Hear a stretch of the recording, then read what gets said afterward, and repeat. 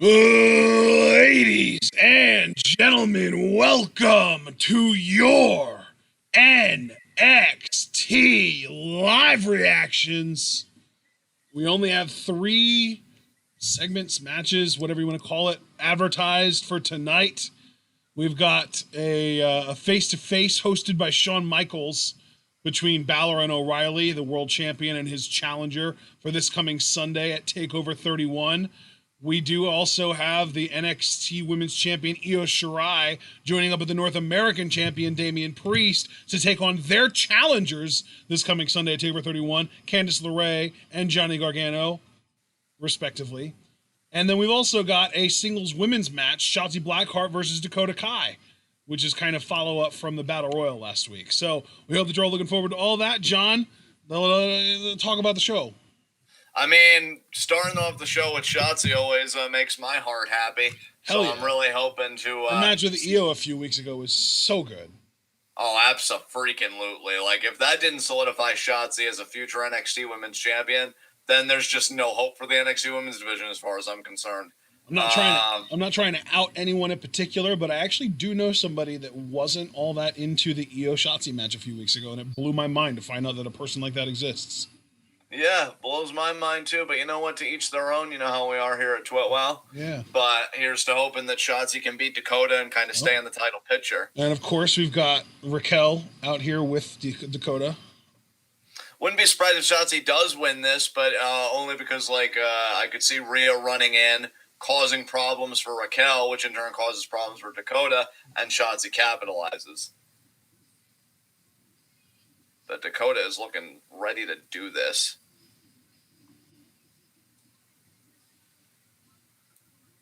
God, I'm still terrified that Raquel is going to end up being the one to take the title off Io. I really hope they don't go that route.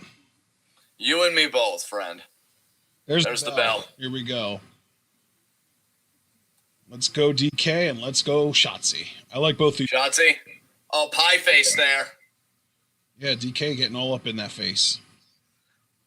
Dakota, her attire a tribute to Hana Kimura. That just shows you how well-versed in her wrestling knowledge she is. She loves all of it. She probably knew Hana. She worked Stardom for a while. Yeah. Former Artist of Stardom champion. Shotzi breaking the grip there, switches in the wrist lock.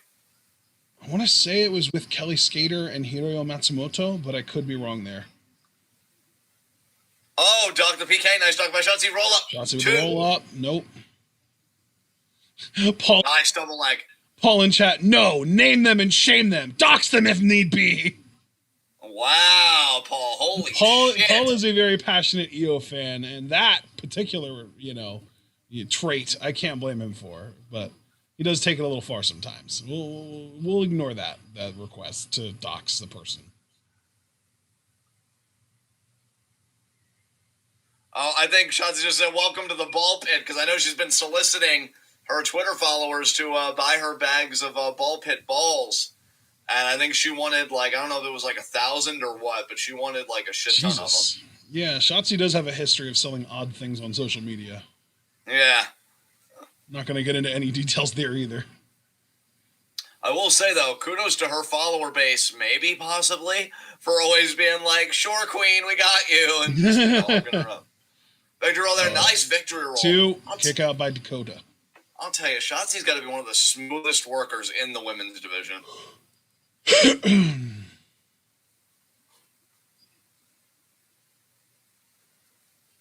Oh, the through. Crosses the legs. What's she thinking? Mudo lock, maybe? That's what it's looking. Oh, wow. No, not a Mudo lock. Might be thinking about. Oh, shit. What? I think she's trying to get under the arms here. Yeah. This is an interesting little combo submission. She's got the legs crossed. Oh, and she slams her back into Dakota. Wow. I love watching Shotzi work, man. She's a very imaginative worker in between those ropes. And again, she's very unconventional. Absolutely. Definitely very unorthodox. That's for damn sure. And not just in the, oh my God, she dyes her hair green kind of way either. I'm talking actual wrestling ability. She's very unorthodox. That's why I feel like she was such a great match for Io. One that I'd like to see down the road, preferably at a TakeOver. Of course, that's Candice LeRae's destiny right now. We'll see how she fares this Sunday, which we will be live reacting to. As you see there, the face-to-face getting advertised. Man, NXT really needs to do a better job of building up each week. Because, like, with AEW, they almost always have, like, anywhere from 5 to sometimes 7 or 8 just advertised for the following episode of Dynamite beforehand. NXT trends anywhere from, like, 2 to 5 at most. I think they're, like, the most matches that NXT is willing to advertise for a week is typically the minimum amount of matches that AEW is willing to advertise for the next week. It's kind of crazy. How much harder AEW is willing to work for their viewership, you know? NXT is just like, they'll watch it regardless. Well, yeah, AEW seems more old school in that way, and I say that actually for once positively, where, like, they pretty much show, even if they don't show a full card by the numbers, they'll even do the tactic of, like, say, tag match, singles match, and then say this person MJF in action. Yeah. Yeah. Like John Moxley in action or Mr. Broly in action, that kind of thing. Yeah. Yeah. And like NXT does that sometimes too. It's just, again, it's more about the quantity. They just advertise fewer things like that every week than AEW does. Right. Dakota there with the knee. Now she's gonna maybe go off the ropes, or no, she's just gonna get a running start here. NXT does like the so-and-so in action maybe once a month at most, whereas AEW seems to do it multiple times a month, maybe even every week. Right. Oh, Gonzalez helping Dakota there. Javaris' last message in chat, I really don't care for Raquel. And yeah, we feel you on that, dog. Oh, shit! The Uranagi over the knee from Dakota. Kick out by Shotzi, though. Did you hear the Tegan news, by the way, since we just go to commercial? Is it a confirmed injury? It is a fully official torn ACL, and apparently she had it long enough ago that she's already gotten surgery for it. Wow. This poor woman, man. She cannot catch a fucking break. I mean, she kind of caught a little bit of a break. She's been healthy for like a year and a half at this point, or maybe 2 years at this point, but like, her knees are just made of fucking goo. It's like they just can't stay intact. It's so sad. I mean, you got to start wondering when this stuff is going to be a career ender, because... Or at the very... Even if it doesn't completely end her career, at the very least, you would expect it to make her change her style quite a bit. Yeah, definitely. She does a lot of throwing herself around and taking a lot of bumps and, like, to his tope suicidas and shit like that, and, like... I don't know. I also, though, at the same time, I wonder if she's the type where it's like, if I have to water myself down, it's not worth even doing this, and I will just retire. You know what I mean? Right. She could take the Stone Cold route, though, and change her style up and become a bigger star than ever, but that's never an easy thing. Not only is that also, like, kind of something that favors itself more towards men, because it is like a brawling style, which most people aren't going to find as appealing with women. We would, obviously, because we love like Stardom and shit like that, but there are a lot of people, especially like in the US, that aren't as into really physical women's fights. You know what I mean? Yeah. Still a very internally misogynistic country for the most part. Yeah. That internalized misogyny is a bitch, man. It really is, brother. Which I think I just kind of did like an example of by calling it a bitch as like a negative thing. Yeah, but that's kind of like an example of internalized misogyny too, isn't it?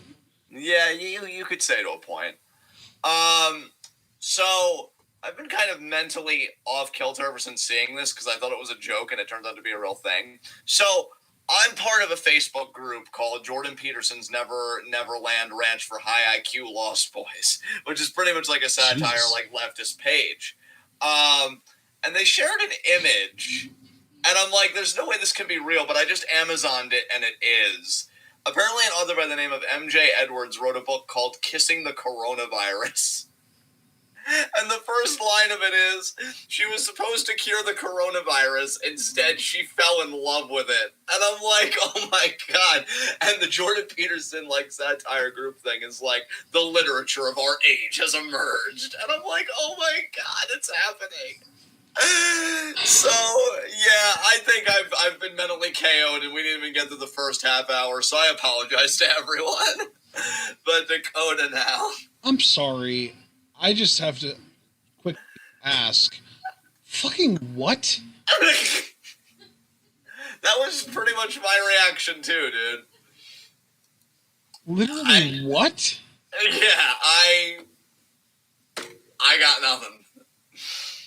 I got nothing. Did the virus manifest itself into a human form in this book?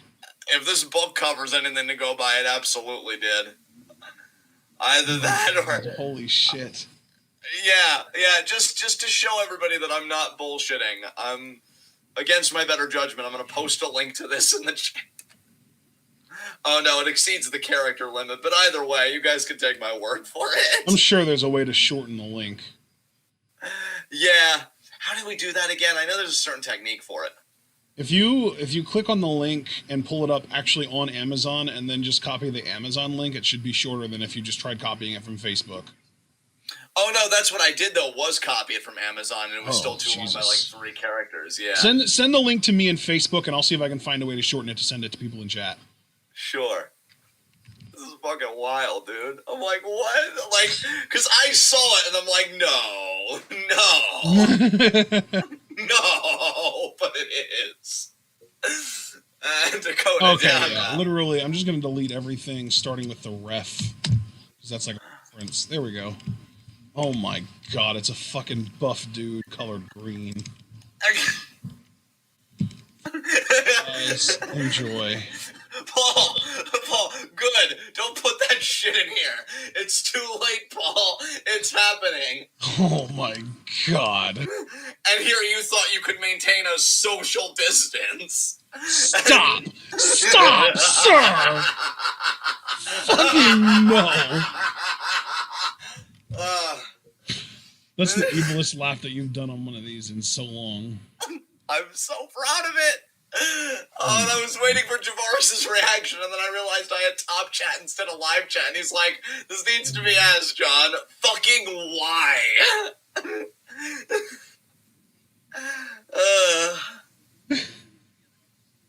Well, now chat's having a mental breakdown, so you did this.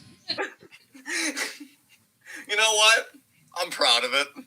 I'm not surprised, not even a little.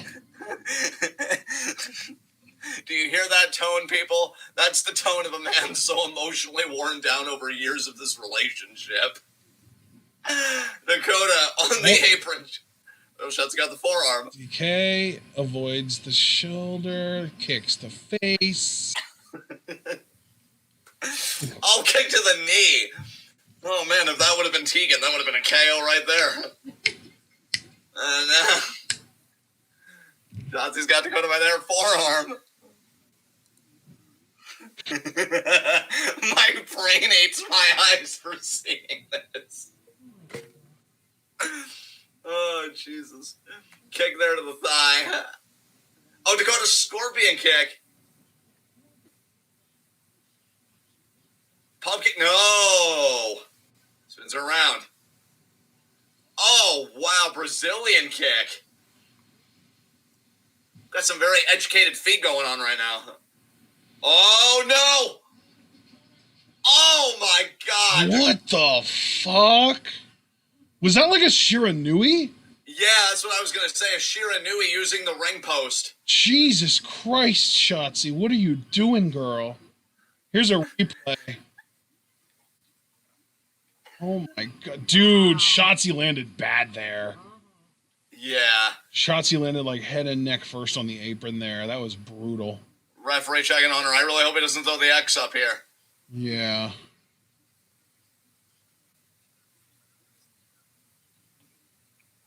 Fuck. Shotzi, why do you do this to yourself? We love you. We promise. Yeah. Oh, my God. Do I have to see this They're again? going to show the angle so you can see. Oh, Jesus Christ. That looked less like a Shiranui by Shotzi and more like a backdrop driver by Dakota. Jesus Christ. Shotzi did a fucking headstand on the apron.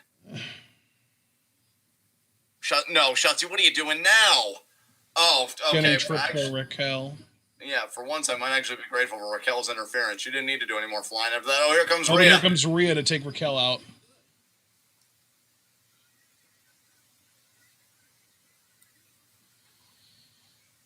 This is one women's match that I have no interest in seeing. I'm not that into Rhea anymore, and I have no interest whatsoever in seeing Raquel work a match longer than like 4 minutes. Oh, Dakota. Thinking about the Kai. Oh, miss! She didn't get the kick. Roll up by Shotzi. 2, 3, there you go. Shotzi gets the win. With the W. Man, Shotzi is on top of her game. That's why I really didn't want her to get hurt. And you know what? The fact that she was just able to kind of flip her hair and not like reach for the neck or anything tells me she's going to be all right. Thank fucking God for that. Yeah. What, Mom? Nah. She didn't actually fall on her head. It was more of a neck problem than a head problem. Yeah. No, it was like, you know, you see, you know, whenever like Japanese guys get dropped on their quote unquote heads, it's really like upper shoulders, neck area. That's kind of what happened to Shotzi there. She kind of pulled a Mayu almost. Yeah. God, that's one thing I wish we would have gotten is a Shotzi Stardom run. That would have been dope. Yeah. Oh, yeah. Especially if she would have done it. Oh, look at this. Santos and Swerve gonna have words here. I guess we're gonna have a more civilized debate here than there was last night. Look at how classy they both fucking look. I Holy know, shit. yeah. Men in the chat, get yourself a tailor. Let's get on their level here. Women in the chat, have us yourself a cold shower. Yeah.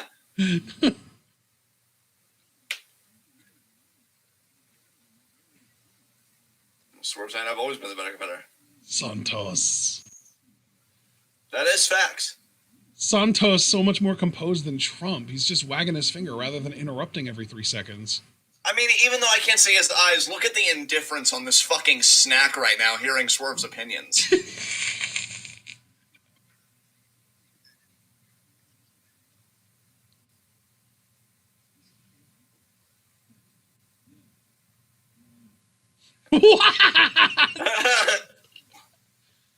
You're a parasite that I can't get rid of.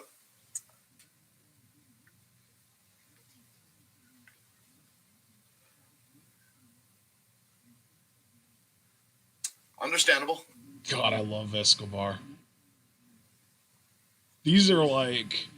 I'm pretty sure these guys are both in my Fave 5, the last Fave 5s that we did. I want to look to confirm.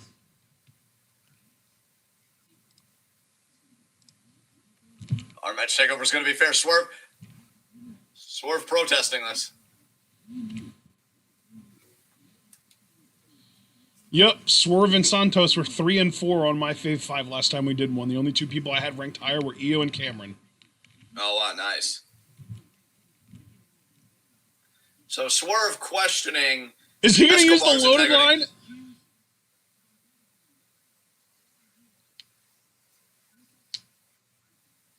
Ooh. Ooh.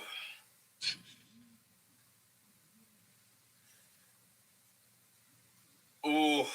Wow. I'm calling reality.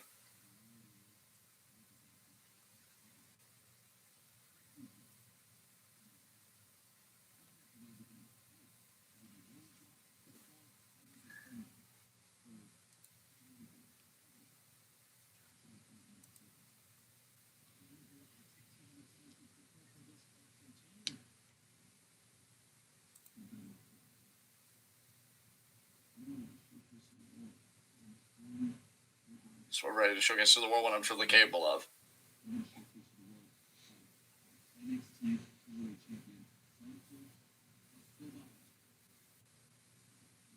Oh, it's a fraud. How dare you, sir?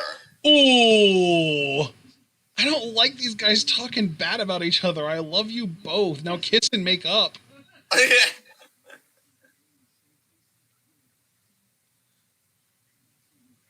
That's where you'll fail. Get ready for the facts. Yes, facts. Yes. Complete agree. Hard agree on every level. Debatable.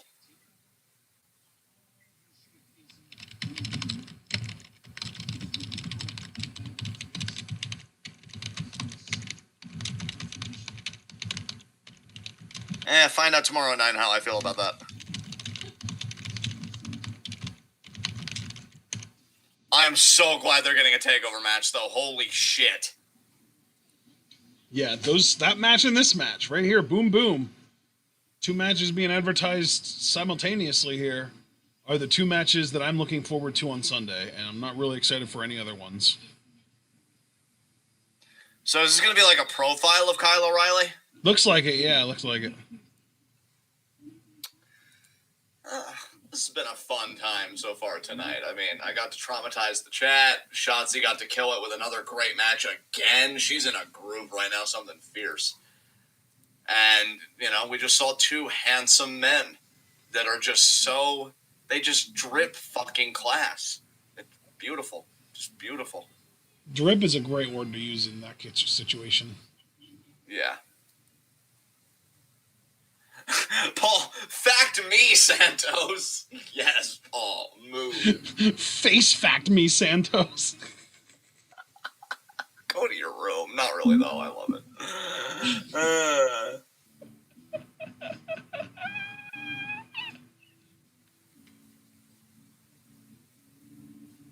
McLean Roach, I'm excited for this match. Santos and Swerve are going to kill it. Yeah, dude, we've been waiting for him to get on a takeover in a while. Or for a while, I should say.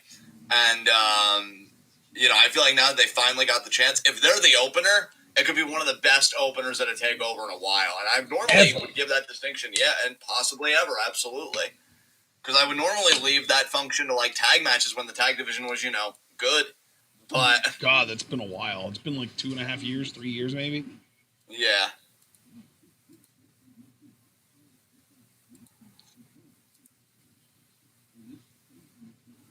I mean, Dragon Man, you call me out like this in front of everyone, and the best thing I can say is, yeah. So... I thought you were going to quote me and just be like, so? Yeah. Mark Schoeneman, though, see, he's got my back. But you see, 2 + 2 does equal unicorn, and my math degree backs that up. Santos wouldn't be wrong. Oh, man. This is fun. Indeed. So does that mean that unicorn plus 2 equals hippogriff? Oh my god. I'm just saying, man. I mean, I'm not a mathematician certified like Mark, but I did take advanced math classes when I was in high school. I took calculus when I was a senior, so I don't know. Oh shit, everybody stand back. This man does calculus. Meanwhile, I'm like, I got through CP Algebra 2, okay? Leave me the fuck alone. Hey, man, CP Algebra 2 is a tough class, though. That's you learn about, isn't that the class where you learn about, fucking polynomials and shit? Probably. I don't know. Certainly didn't teach me about the kind of poly I would like to be. No, I'm just kidding. Are you really? It's all a dark void down there. Javaris, not gonna lie, after watching Santos and Swerve, I'm gonna go buy a suit. I'm telling you, man. The Men's Warehouse needs to sponsor one of those motherfuckers, or both of them. Screw it. You're gonna like the way you look. I guarantee it. God, that might be their catchphrase, but they don't have to even work to make Santos or Swerve like the way they look. They just earn that shit constantly. They live that. Yeah. Classy as fuck. I don't like this advertisement. It really chaps your ass, huh? Well, not really. It doesn't chap my ass. It's just it's more confusing than frustrating, because it's I know we saw the one singular ad for a returning superstar last Wednesday, and we haven't seen one since then. And I don't know. I feel like every time that we see a person staring at a TV now, I immediately just want to... Oh, here we go. Speak of the devil. To this right here. What the hell? Wait, was that a blonde person? This is a woman. They say a person can never go back home. Too many roads in life to take. What the hell? What is this?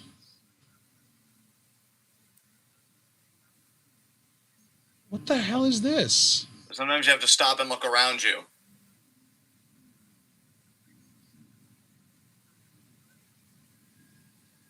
The fuck? Dude, I think they want to keep the gender ambiguous so that we keep guessing if it's a man or a woman. Like, that's just my take on it, dude. That's just all. But what if it's more than one person, though?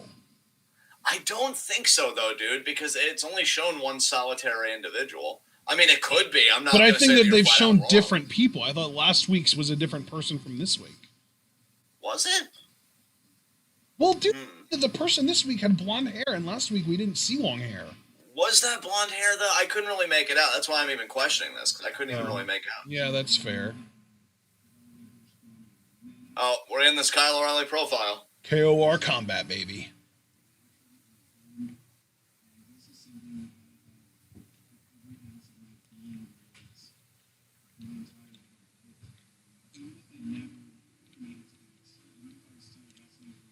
He doesn't have a Canadian accent at all, does he? Yeah. Not when he's composed like this. When he starts getting, like, more passionate and shouting and stuff, you can tell then. What the hell? Why did I just get a Facebook Messenger alert? Kyle says the Undisputed Era is the best thing to ever happen to him professionally and personally. They're legitimately my best friends and my brothers.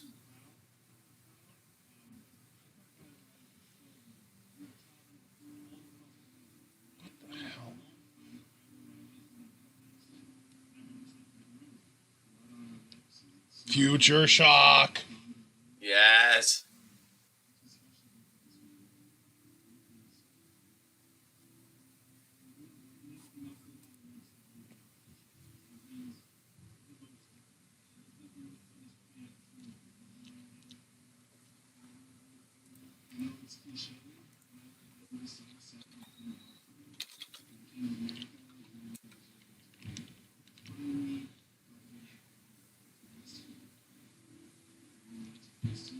Kyle's talking about finally making it to NXT, and Bálor's been in his sights.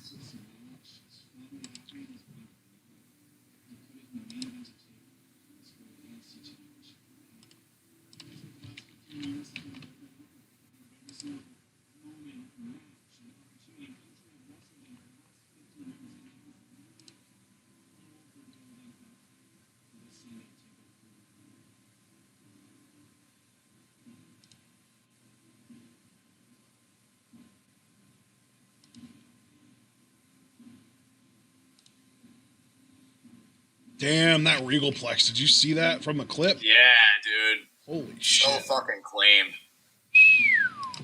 Gotta wonder what tricks he'll be pulling out of the bag at TakeOver. Because I can see these guys getting like 25 minutes or something.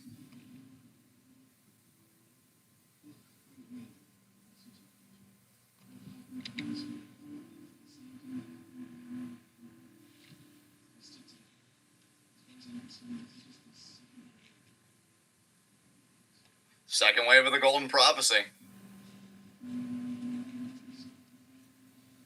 Damn. I mean, Adam would need to have something then. And he's not. I would love for him and O'Reilly to go for the tag titles together. Future Shock Tag Champions. But don't Roddy and Fish have an opportunity to win the tag titles coming up soon? That is true, but assuming they fail, which, again, you guys have to tune in tomorrow at 9 to find out where I stand on that, you could always just keep Undisputed Era in the picture like they do, because Undisputed Era is always doing something, I feel like. But yeah, that vignette, I keep thinking about that. That I think is really what I'm anticipating most to TakeOver, because I just love a good surprise, and if it's Ember, that's even more emotional, because it really did seem like her career was going to be in doubt. And honestly, can I just go on record, too, because I don't think this is spoiling preview and predictions, because we've already kind of talked about this openly. If it is Bo Dallas, like, I've seen a lot of people down on that idea. I'd be fucking stoked if it was Bo. Like, I feel like the dude's actually been severely underrated because he's just been so poorly promoted. I think people forget how good his NXT title reign was, and really just his NXT tenure in general was. I agree with you guys. That video package was just what Kyle needed. Like, if you really needed to build a guy up with only 1 week of television, granted, you could argue that Kyle's been built up the entire time he's been in Undisputed Era because, you know, he's pretty prominent competitor. But just in singles and getting him out of the tag context, I think you succeeded with that video package. So I'll give NXT credit there. I tell you what, as far as that vignette goes, pretty much everybody in the Reddit thread for NXT tonight is split between Ember Moon and Bo Dallas. And dude, again, just to return to something you said, because I didn't want to denounce that option out of hand, it very well could be two people. It could be a psych out. It could be both Bo and Ember, in which case everybody wins. Like, I think Bo going back to NXT is really just what he needs. And honestly, he'd be going back. He's getting a vignette treatment. He'd be going back to NXT when the roster, in my mind, at least in singles and stuff, is still relatively stacked. Like, I think it could be really good for him, and I'd be happy for him. Because isn't Bo, like, I thought I looked at Bo's age recently. He should only 26. be like 31. Oh, he's 26 even. Jeez. Or no, he's 30. He's 30 right now. Wait, what? Bo Dallas is 30. Because I was going to, like, talk about his age. So, like, he's still got plenty to give. And, that doesn't make any sense to me. Yeah, I'm looking right at it on, like, the Wikipedia stats. I could have sworn that he was 21 years old when he was NXT champion. I guess I was just wrong about that, and he was, like, 24, I guess. But, yeah, I mean, 30... Is Bray 32? Like, I think so. 33, okay.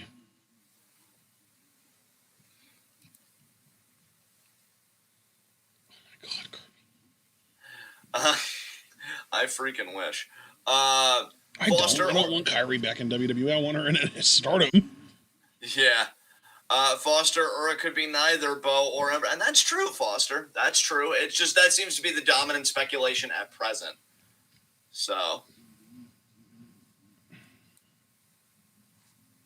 But yeah, I mean, you could be right, Foster. That could totally swerve us and be like, haha, it was so-and-so. I don't even know. Because it definitely seems like a returning talent to NXT where they kind of started. Which is another reason why it's really big on the, Bo or Ember argument. Yeah.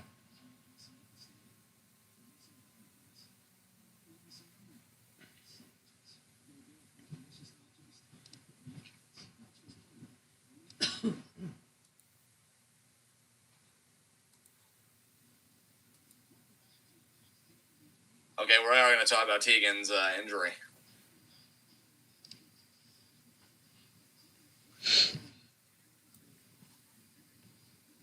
Yep, the old torn ACL again. Yeah.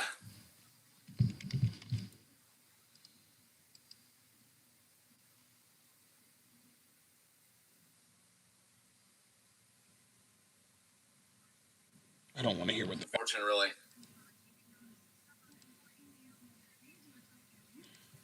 It had to be done, really. She breaks my TV, you tear her ACL.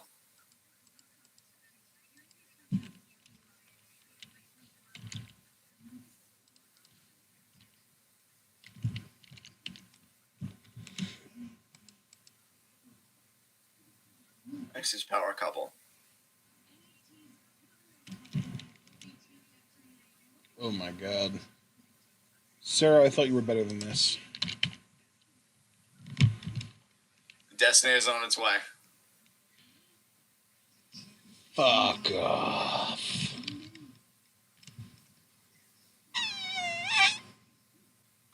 No.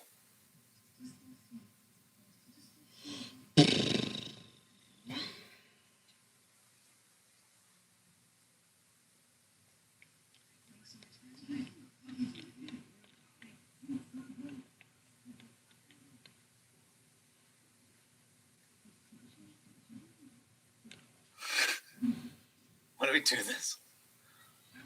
Cameron Grimes! Oh, yeah! I'm actually pleasantly surprised to see this because I feel like it's been a while since we've gotten Cameron like back-to-back weeks. Did we get Cameron last week? I mean, we did, but what I'm saying is, dude, is like they've kept him on TV before that, and like that's why I didn't expect to see him on TV this week because like I'm not used to seeing him like back-to-back weeks because last week was the Gauntlet. So. Oh, that's right. I forgot about that Gauntlet. It's grind time, baby. And it doesn't seem like it's going to be a local competitor because nobody's already in the ring. So I wonder who he's going to face here. I can't wait for him to be a champion. It could still be a Shantae Adonis or someone like that. True. And by the way, guys, it is actually Cameron Grimes' birthday today. So happy birthday, Cameron. How old is he, Grimes. 27? I thought I saw 26, but you might be right.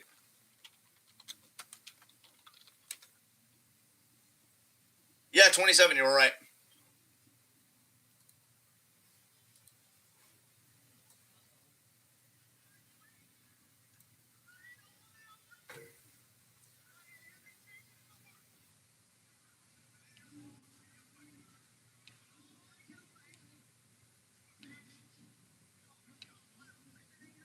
I'm calling Eliminator. Whose idea was that? That couldn't have been Mr. Riggle's idea.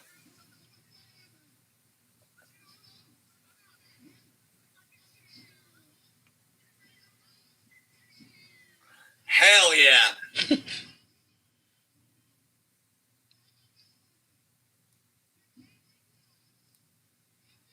Oh, god damn it. Is this really about to go down? Oh my god. Right when Cameron Grimes was speaking? Really? Oh my god. The Cameron Grimes Invitational Stepping Stone to the Moon match. Okay. Oh yeah, I'm way behind because now it's going over the Cameron Grimes can cheer up again. Cameron Grimes going to make a match right now. Come on down.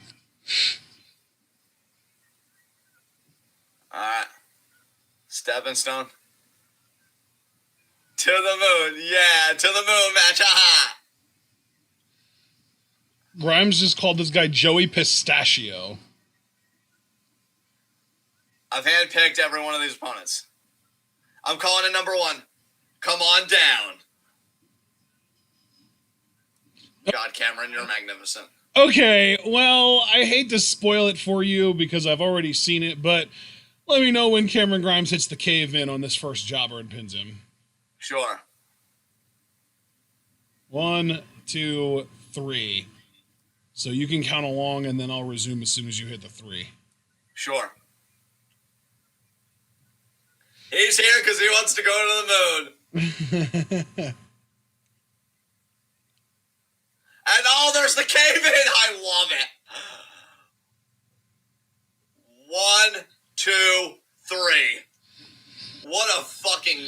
Oh, wow. I think this is going to be a gauntlet, too. He's going to bring out multiple people, I think. Yeah.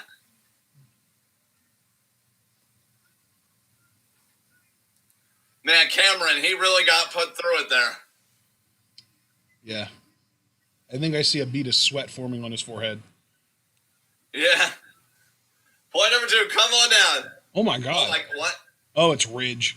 Oh, fucking hell, really? Please don't injure Cameron Ridge. Yeah, he's a future Grand Slam champion.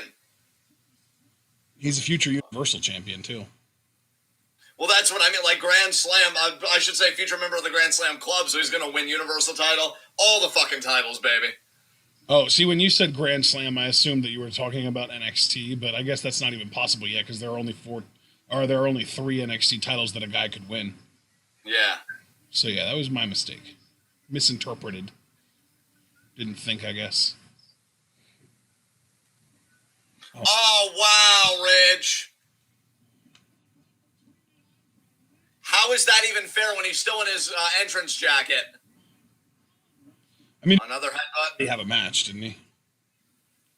Wow. That was a nice suplex there, though. I don't even know what you call that. This is completely unfair to Cameron Grimes, and I'm disgusted right now. Rich Allen clubbing away. Crossface is here. Almost channeling his inner Bubba Ray. Yeah.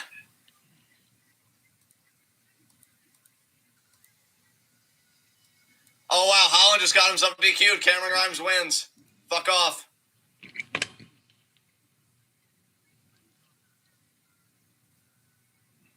Why is Ridge Holland so mad at Cameron Grimes? What did he do to him? The fuck? I guess he was in the way.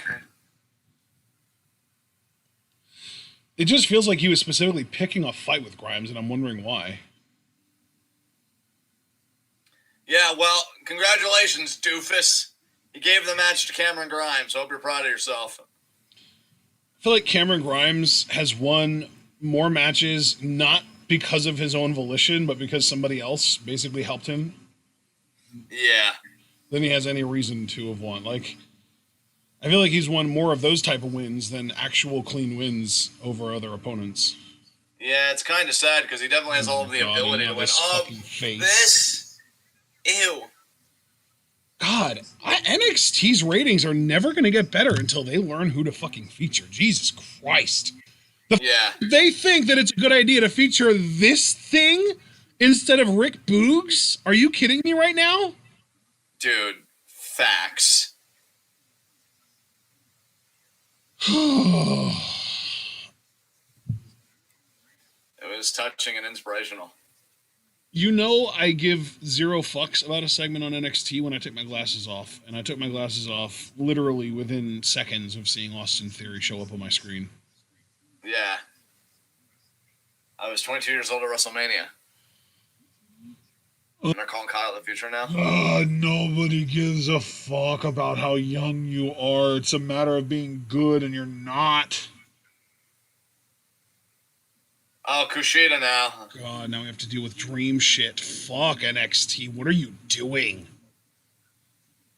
Listen, this happened to me and my family. Bro, this might be the first time that I've ever said this. We might have to rethink whether we're going to really continue live reacting to every episode of NXT or not, because this is fucking ridiculous. Yeah, it's pretty bad. They're going on 2 straight weeks of mediocre at best products. Haven't seen a chance for a title shot. Injuries have caused a setback. Like, this isn't even fun. Yeah, I can hear it, dude. You sound miserable right now.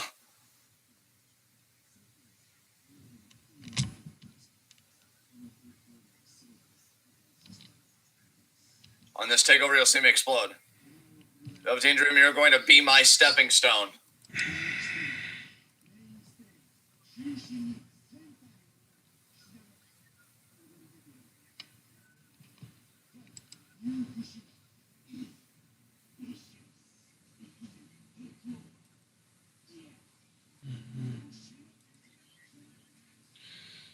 Kushida's in action next. Okay, well, at least we managed to avoid, well, for now, anything Patrick related. I'm sure he'll show up, maybe even try and cost Kushida the match or attack him afterwards or whatever.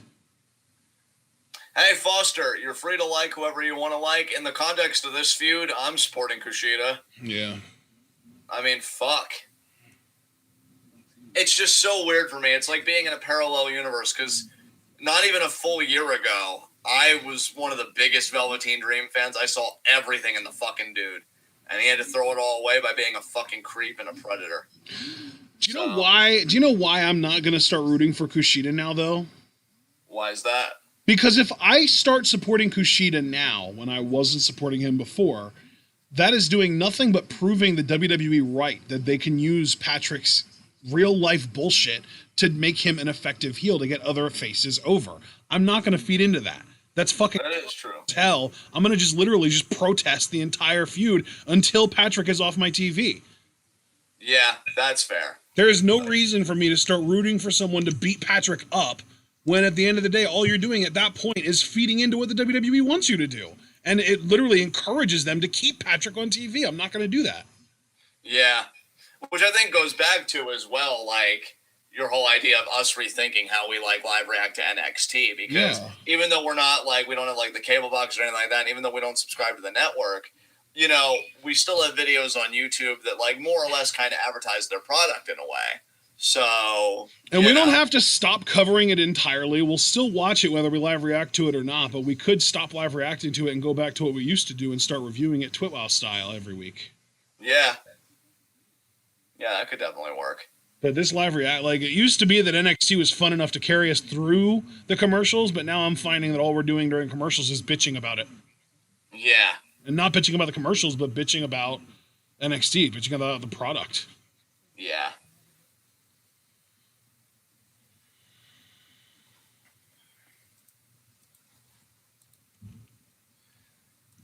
Let's see.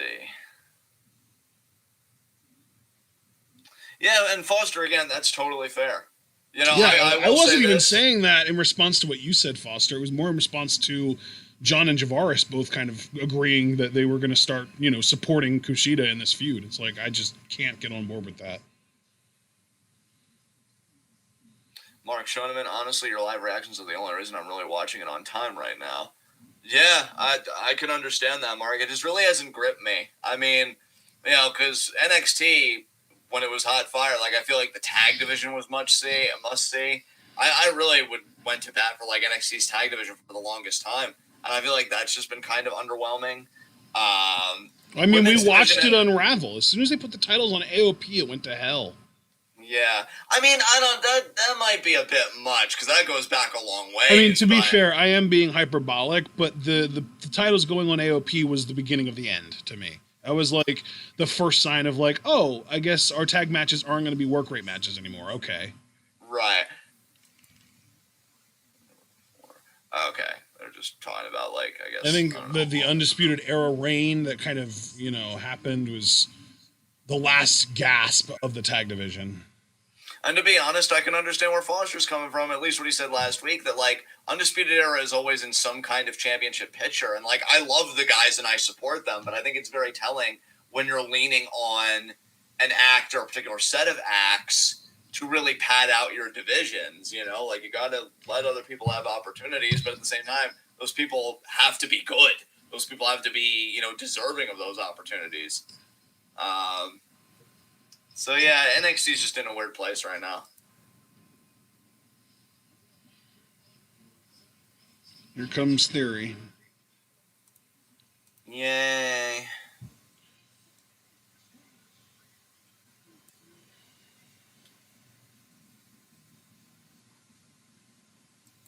Dude, I'm going to be honest with you, seeing as how we have so much show left. I've really had to use the bathroom for the last few minutes, so when the bell rings, I'm just going to leave you to it so I can take care of that real quick.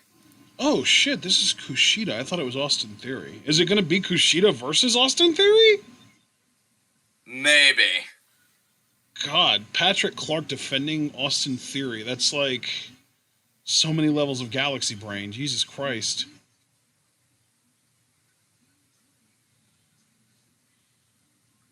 NXT going out of their way that they're platforming not one but two potential child predators. Oh, I didn't know Theory. Like, I thought I heard some shady shit about Theory, but I didn't know it was there's some shady shit about Theory for sure, and it's almost from what I understand, it's almost the same exact thing as Dream. Jesus Christ. Yeah.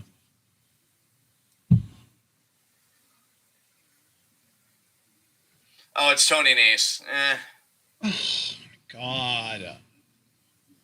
NXT, why are you trying to bore me? Like, thing about Rick Boogs is, what exactly? Let me rephrase that.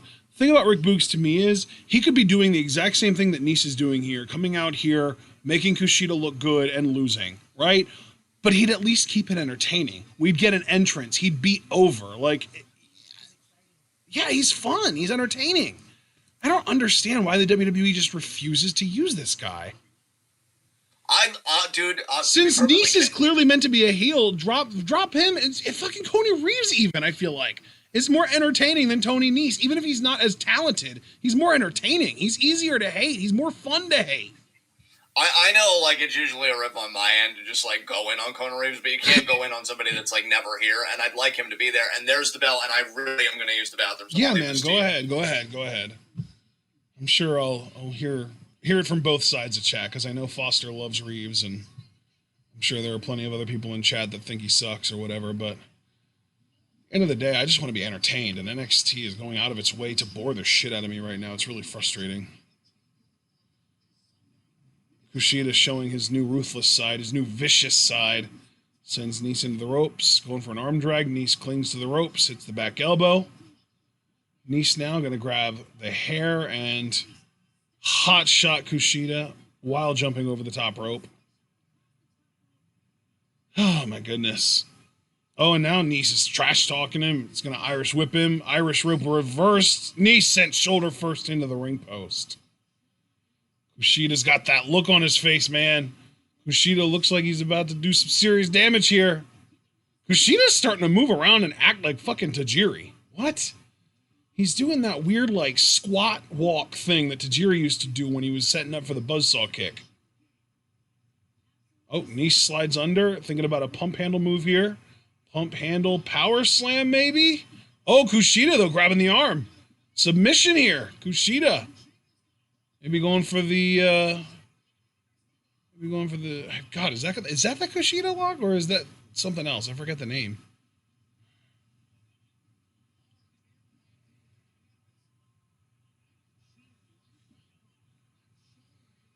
Oh, wow.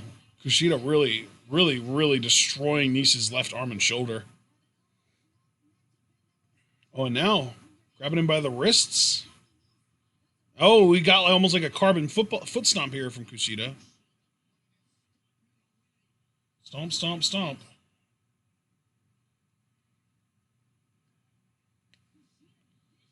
He's still going. He's still going. Look at Kushida. And now we go into the Kushida lock. Or hoverboard lock. Hoverboard lock, that's right.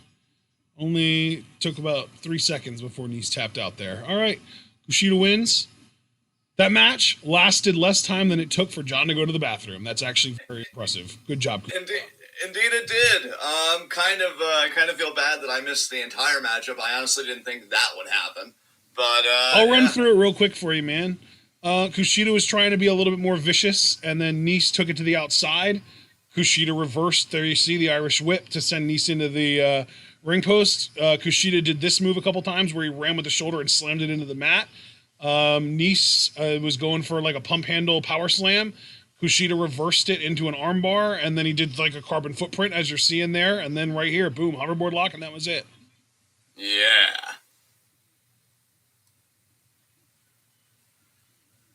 Also, Kushida's starting to move more and more like Tajiri in the ring. Oh, here's Stream now. Oh boy, here's Patrick.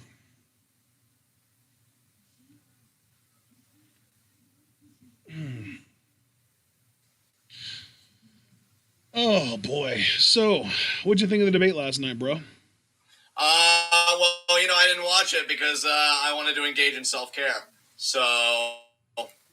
So what do you think of pretty much my thoughts on the debate? I actually shared a great tweet about it. It's actually from somebody I really like following on my philosophy Twitter. It's at ZEI_squirrel. And they said that utter shit show of a debate between two geriatric racist rapists who barely possess object permanence was the perfect symbolic representation of a corrupt, decrepit, dying empire. And I'm like, yeah. Oh, Cameron. Dexter Loomis! Loomis is back, okay. That makes things a little bit more interesting.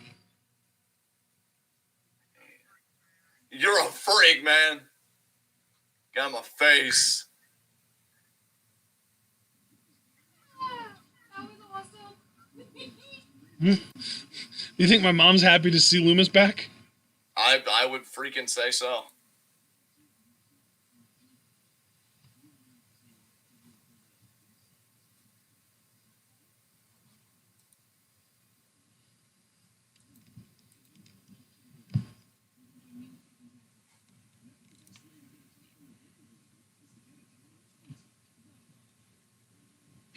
Dominique Adams in chat with one of the best lines of the night. Cameron's gonna go from the moon right to the trunk. Yeah. Mom, who are you gonna root for in this? Grimes versus Loomis? Oh, no, I don't know. Foster, be nice to Dexter. Maybe he wanted to see if you were okay. Yeah, see? I'm right there with you. I mean, given that he never really says it.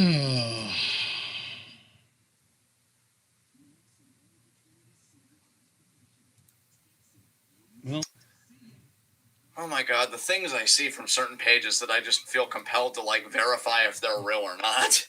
Jesus. oh God, what now? Wait, let me verify, because if I can't verify it, there's no point in sharing anything with anybody and perpetuating it. Oh no, I think it's a parody account. Okay, so it probably is real, but it was parody. Because they were saying it's Chadwick Moore, and he's like, the media hates the Proud Boys and must relentlessly slander them as white nationalists and proto-fascists, huh? Because they are funny, joyful, sexy, have camaraderie, and most importantly, they make Trump supporters look cool. And then it's just a few photos of like actual Proud Boy members. As you can imagine, they're pretty unflattering. I mean, no, yeah, they're like fucking, yeah, like imagine what a stereotypical like 80s movie would portray as like fucking Glee Club or like choir practice. That's the Proud Boys right there. Yeah. I actually watched a video from Thought Slime about the Proud Boys last week, and apparently their initiation ceremony / ritual is there are like 5 or 6 of them surrounding you, punching you, and you have to recite 5 breakfast cereals while being continuously punched to prove that you can keep your cool in a fight. Oh, wow, that's really bad. And that Chadwick Moore guy that I just mentioned, I completely misinterpreted the situation. I think, because I was looking at his bio, right, and I didn't notice the quotation marks around what he was saying, so I thought it was, like, hyperbolic, and again, like a right-wing satire account. No, I think he's just taking pride in what other people have said about him. And, yeah, that was actually a legitimate take. So that's even more horrifying. Oh, my God. Yeah. Jesus Christ. Yeah, he apparently wrote an article titled... Why are these people even in your sphere at this point? Well, no, because again, like, the leftist media that I consume kind of dunks on this media, so therefore, like, I'm in like, proxy to it, or I'm, like, proximity, that's what I'm trying to say. I'm in proximity. Oh, Adam Cole has something to say, okay. Okay.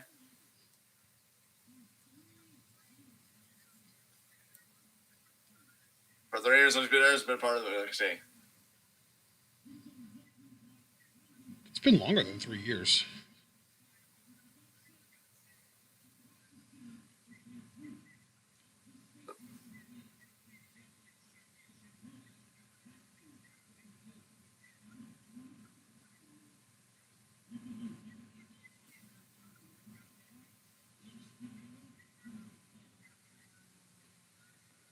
Why is Adam Cole talking like a heel now? Fast forward. And the prophecy ended. Glass is coming back on. Also, just people felt the Undisputed Era had changed.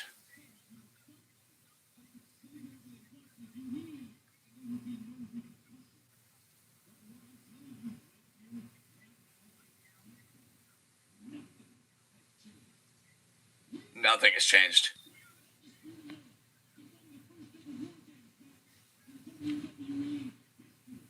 That's true. Undisputed Era won the first ever War Games match in WWE history.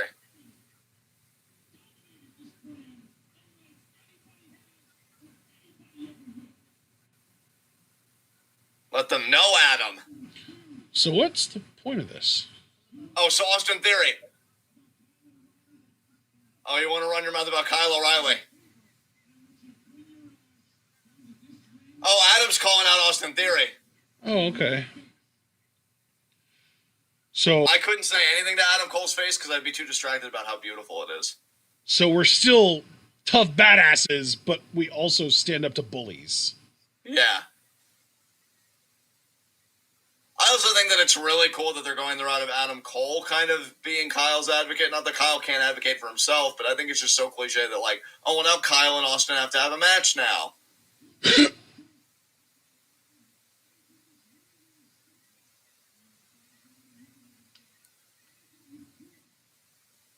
Oh, he's going to give him 2 options.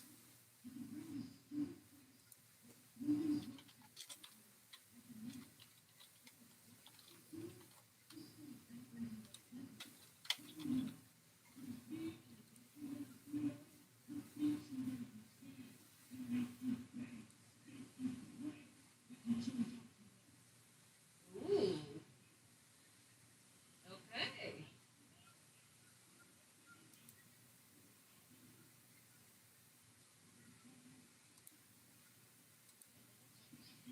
Austin Theory.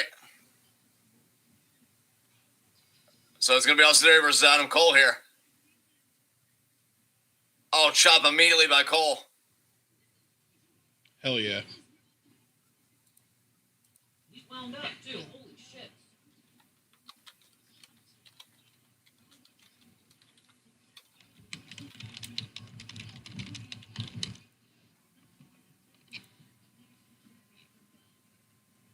Adam Cole standing up for Kyle O'Reilly here. Another kick there to Theory. Pump kick there.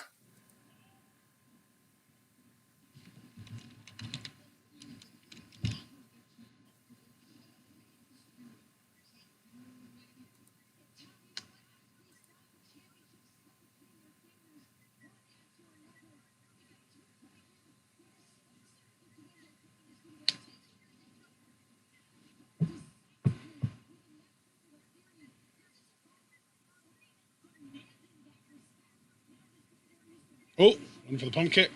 Theory's trying to run away.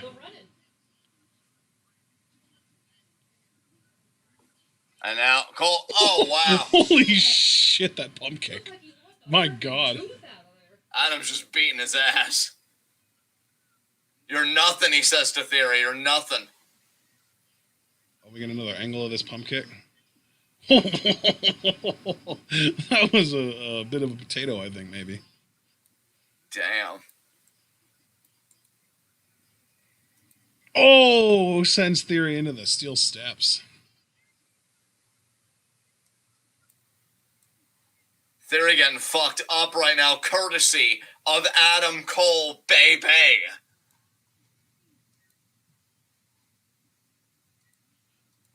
Nice, Kanagiri. Damn. I am loving Adam Cole right now. I'm loving this burial of Austin Theory, personally. Yeah. I hope he doesn't get any offense in. Neck breaker.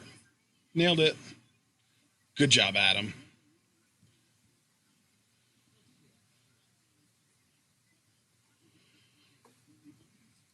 I'm enjoying it.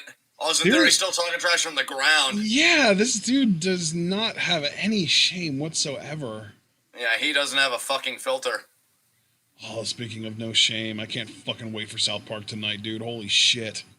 Yeah, it's been trending hard, brother. I've been trying to avoid spoilers. Oh, is it airing right now? I didn't know if it went live at 10. Yeah, apparently it's airing right now, dude. Wow, that's awesome. It's gonna... Hopefully it won't take long for it to be up so that we can watch it. Yeah, I honestly wouldn't even mind watching it before Rocket League tonight if we can. Yeah, we'll have to see about that. Oh, Theory's leg was really caught up in the rope there. Cole now, headlock. Bro, Theory's face is pink. Yeah.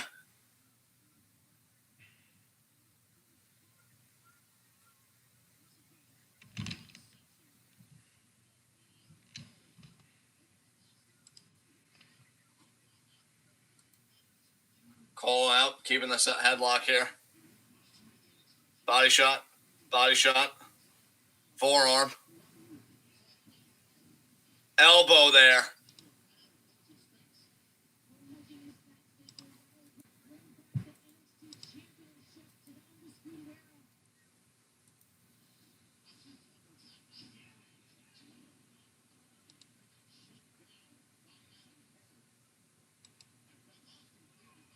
Sends Austin Theory into the corner there.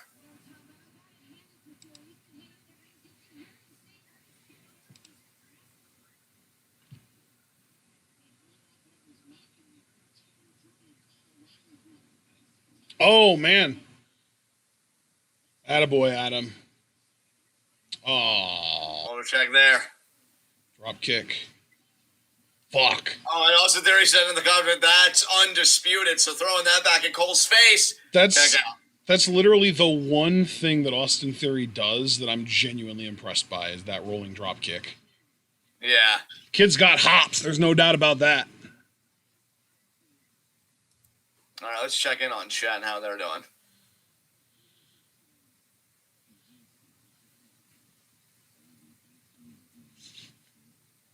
Oh, Javaris. You got to remember, John doesn't have cable, so we'll find another way to watch it. Believe me. Yeah, we'll be good. Just gotta bide our time.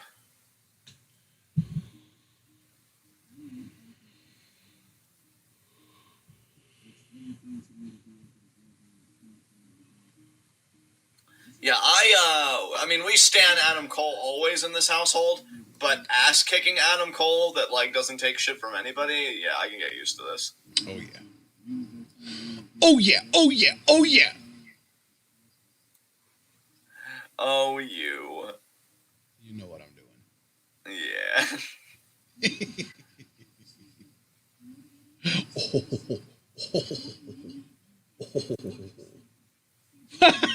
That was adorable. Yeah. Oh, my God. That was so cute.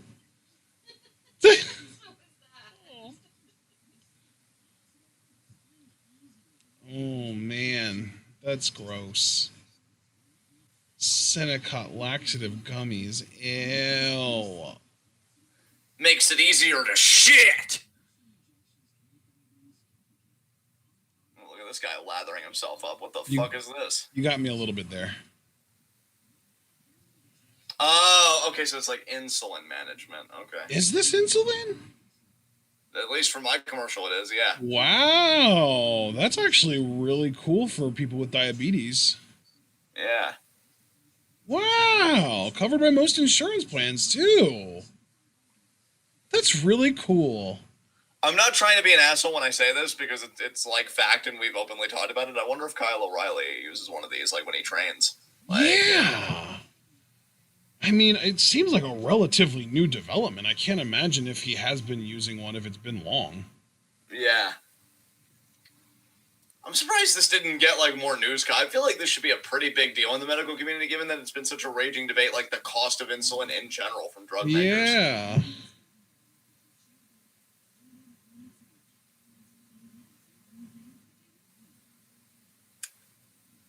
Foster, so if the reason you guys are losing interest in NXT is because of who they promote, I understand. I felt that way for about the past 2 to 3 years. So, wow, Foster's really been going through it.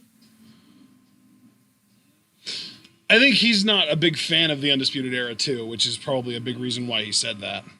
Right, and I am a big fan, so when I say, like, I can't blame him, I'm just, in general, saying I can't blame him for losing interest for that reason if he's not into them, because they were heavily promoted, so... Yeah.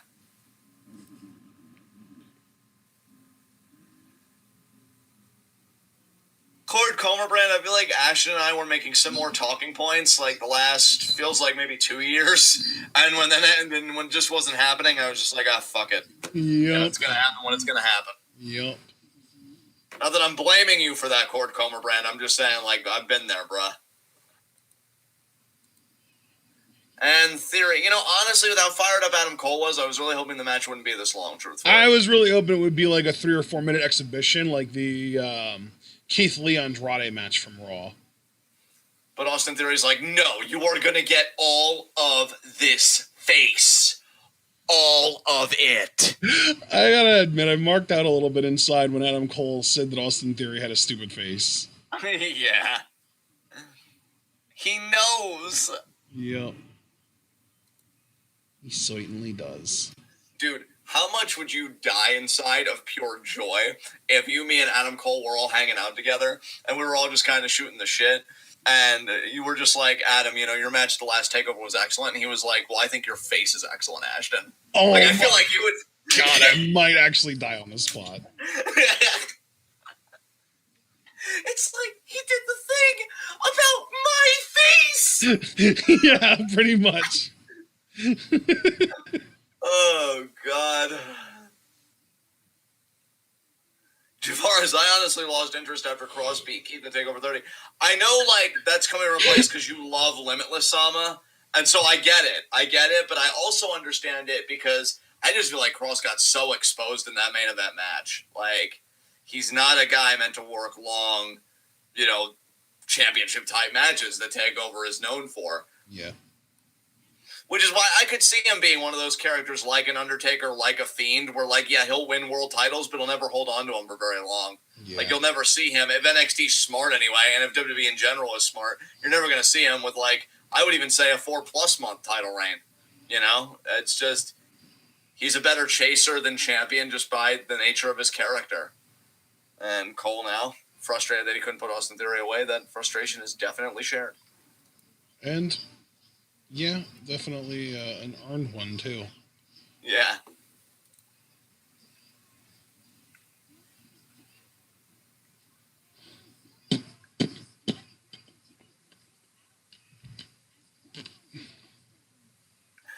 Elbows here by Theory. Oh. Cole now versus. Nice pump kick. He's really been kicking Theory in the face a lot. I approve. Ushigoroshi John. You love to say it, Ashton. And kick out there by Theory. I like how you responded with my Morrow with your own Morrow. It's like there are two Morrows and one of their names is John. Yeah. Whoa. Whoa, dude.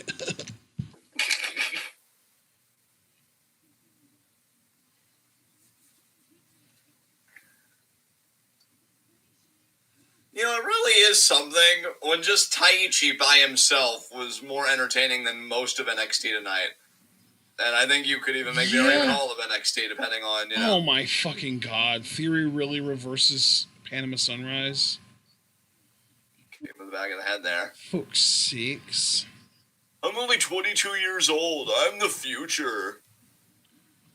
Yeah. Being young is only impressive if you're also good. Yeah. Maybe take notes from, I don't know, Azumi, for instance. Azumi, Momo, Utami, they're all younger than Theory. Yeah.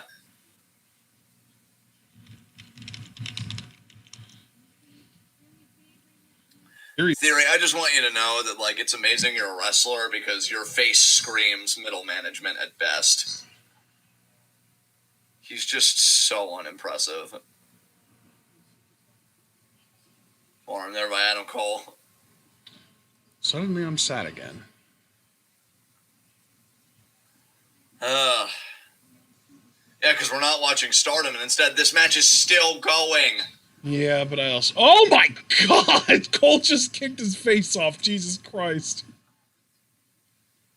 What? If you ask me, I think it's an improvement. Thanks, Adam. But also thanks, David. Yeah, I knew you'd get there. I never lost faith. Hot shot there.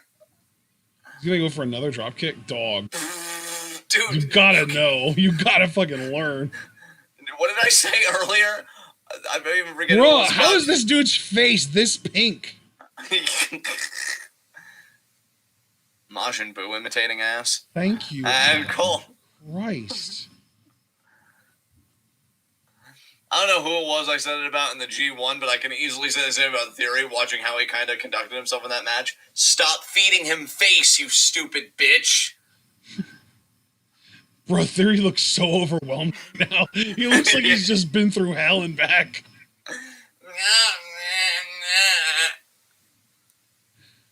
I didn't sign up for this. Fuck.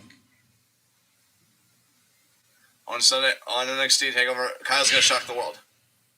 But he's not going to shock me. I hope you're right, Adam. I'm rooting for him. You know what, man? I'm just going to save it for tomorrow. Oh, right. Send me like a message or something so that you don't forget and so that I know to remind you.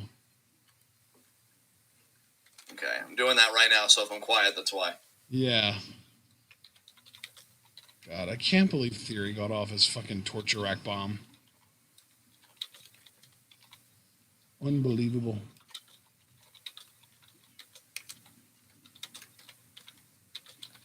Cole, that super kick, man. That super kick was crazy. Yeah, it was. Adam Cole loves hitting super kicks on people doing random, like, high-flying shit and making them just fly in the other direction. It's hilarious. Okay, I sent you that message so you can refer back to it and we can kind of discuss it, you know, for tomorrow.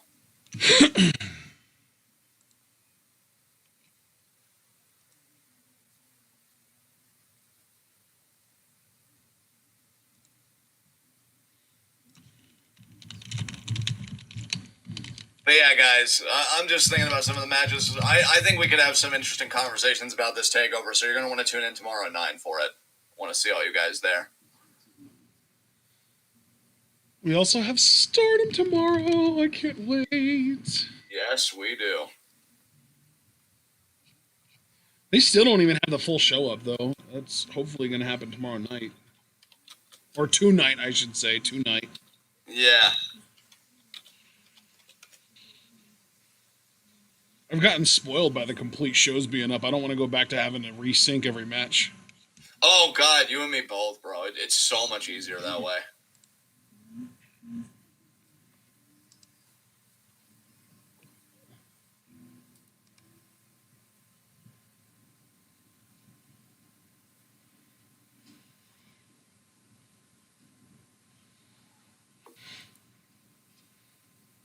Oh, fuck off, Bezos. You're an exploitative piece of shit. Yeah.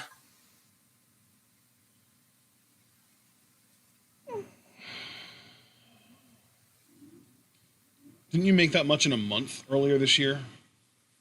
It wouldn't surprise me if he did.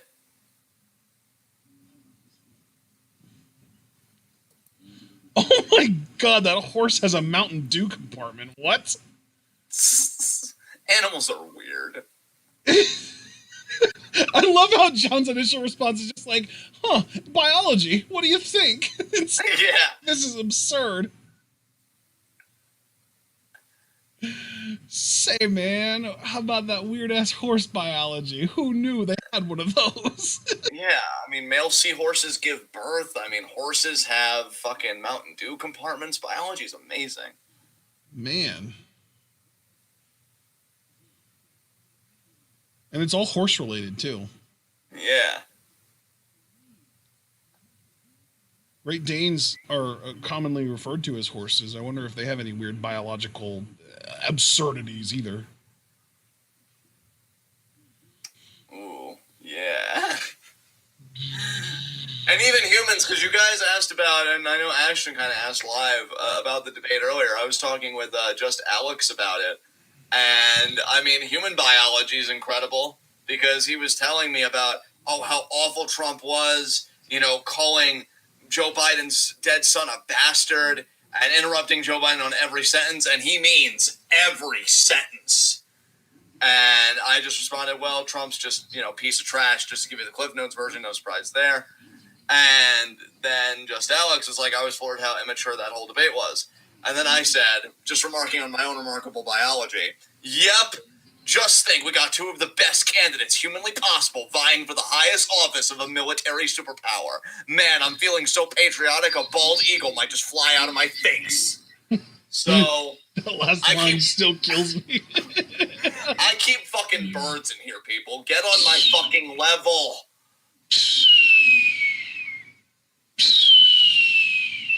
Taking avian flu to another level.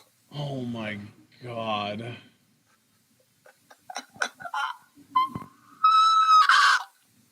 Avian face.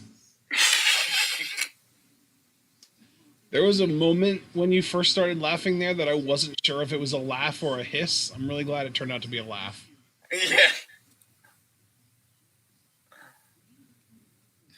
Yeah, Javaris, because you guys are familiar with Angel in the chat, at least those of you that join us for like our G1 stuff.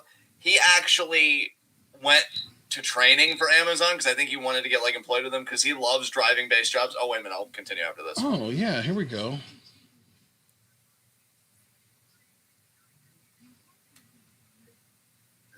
Got a super gigantic Latino North American champion and a tiny little Joshi girl as your women's champion, and they're a team tonight. I mean, if wrestling tag team matches, if tag team matches were determined by the homogeneity of the members of the team, these two would be fucked. Yeah.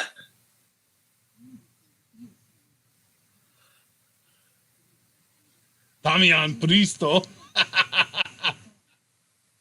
I love the way Io talks sometimes. Yeah.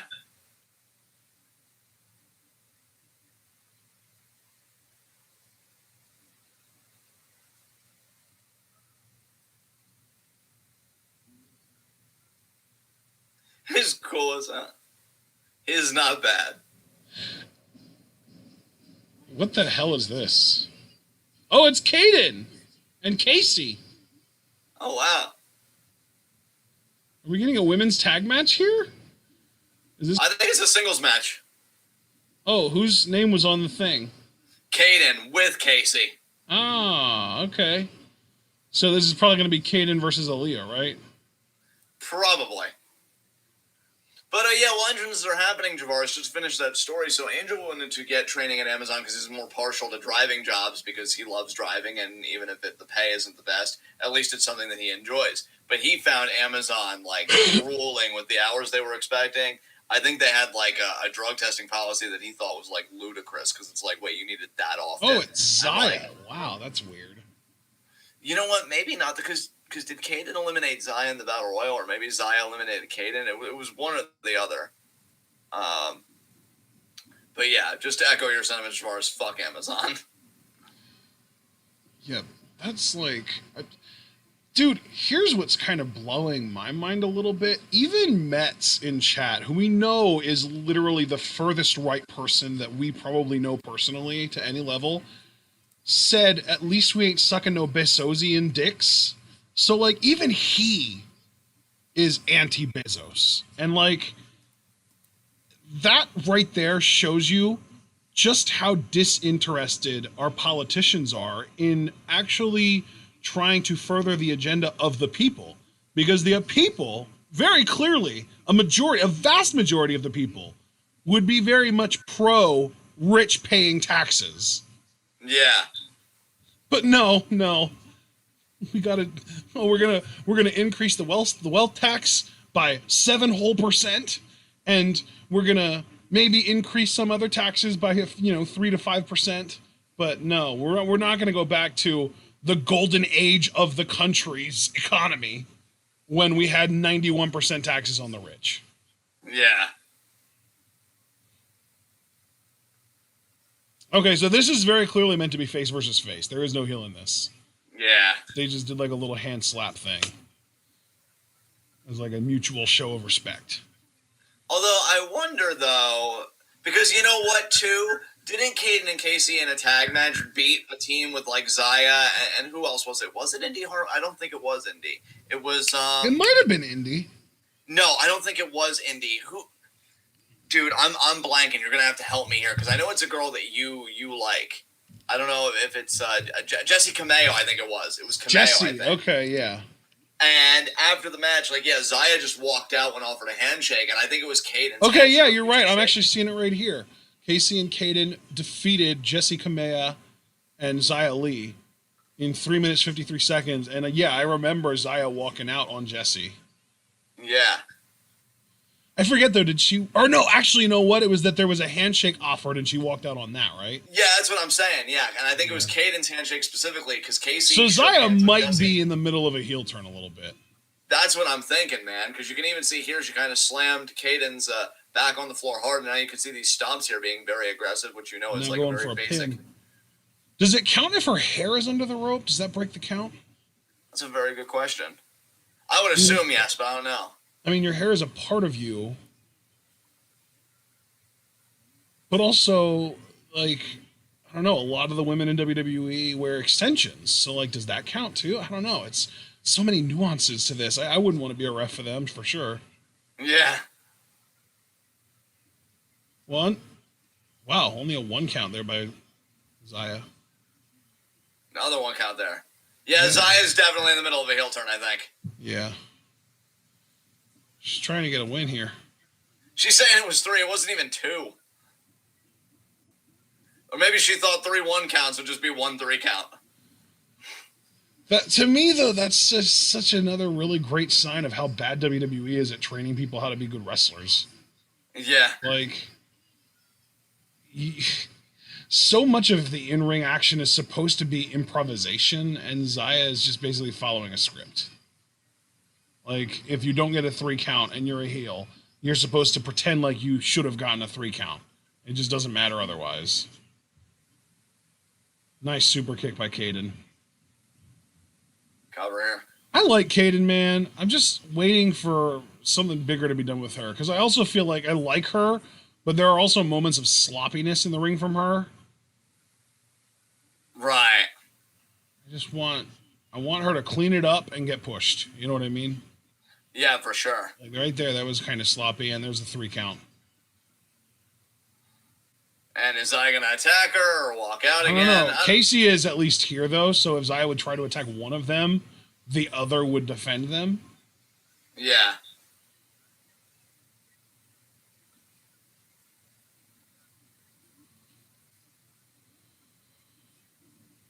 I wonder if Zaya is going to end up with Robert Stone. That would be interesting. Or Malcolm Bivens. Malcolm Bivens has been trying to recruit Zaya for a while, at least as a joking match. I'm just trying to be realistic, given that Stone has been managing exclusively women. Yeah, and just shoved Kate in there. What is your problem? Boo! Poor sportsmanship! Good win, though, by Kaden. Yeah.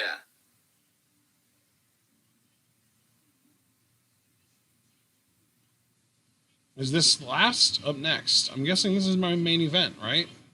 Hoping so. Oh, no, the mixed tag. Yeah, the mixed tag is last. The Garganos are main eventing. NXT sure knows how to lose ratings, don't they? Yeah. Oh, but they also know how to hedge their bets because Io is in that match too. We know she's a bona fide draw. Yeah.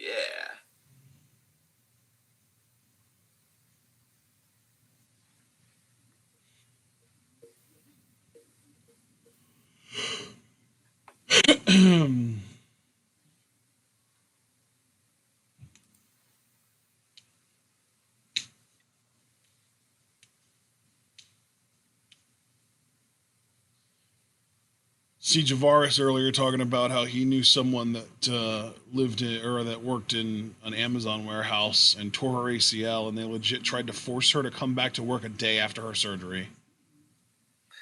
Yeah, what a bunch of fucking assholes. That's the thing, man. Like that is the part about being rich in this country that gets overlooked more than anything else.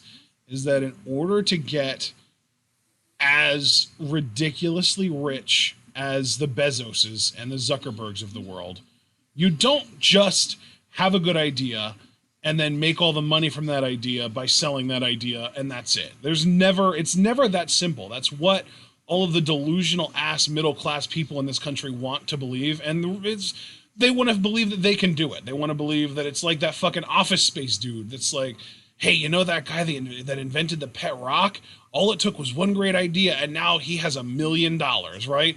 And like that is so many people's idea of what the American dream is you have one great idea that nobody's ever thought of before, you cash in and you're rich and you're made, right?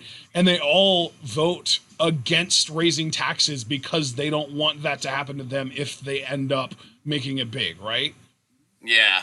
And like what they're completely ignoring about this entire thing, though, is that in order to get that ridiculously filthy rich requires a fuck ton of a lot of exploitation of those middle class people themselves, like and lower class even, and really more lower class than middle class. Because if you're middle class, you're still being exploited, but not nearly as much as lower class people. Because lower class people are lower class because they have lower paying jobs. They have lower paying jobs because they're being exploited more for their labor, because they're not making as much of a percentage of the capital that they're generating as the middle class people, right? Right. So, like, yeah, it's like you work at a McDonald's, and it's like if you, over the course of the day, if you contribute to the selling of fucking 3,000, burgers and 10,000 chicken nuggets or whatever, you see a percentage of a percentage of a percentage of the profits of those sales. And the rest of it goes to the people above you. And a huge majority of that goes to the tippity top, the CEO, and whoever he decides to give that money to. Like, that is the thing that is why we say there should be no billionaires. Because in order to become a billionaire, you literally need to exploit the shit out of millions. Yeah. You're not doing it on your own hard work. You're doing it on the backs of others. You're exploiting people. Exactly. 100%. This has been my TED Talk. Thanks for listening, y'all. Absolutely.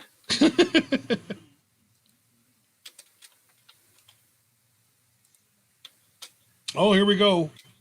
Old HBK.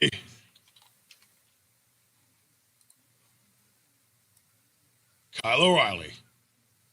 Kyle O'Reilly, Finn Balor.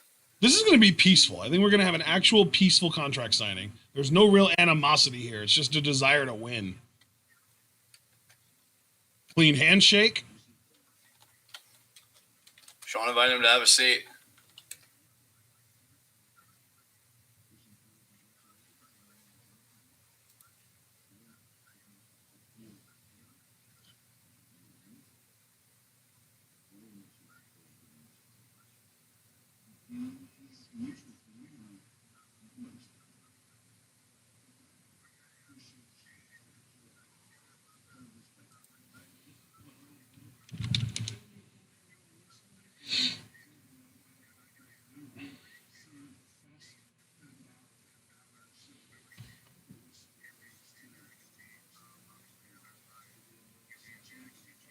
I'm proud to say my Amazon TED Talk didn't lose us any viewers. Yay! Oh, and actually, we're actually going up a little bit. We're kind of trending up since, like 9:30-ish.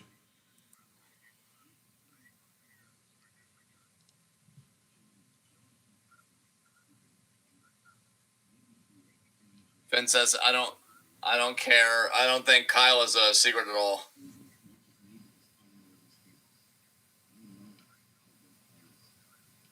Finn says, I know how good Kyle is.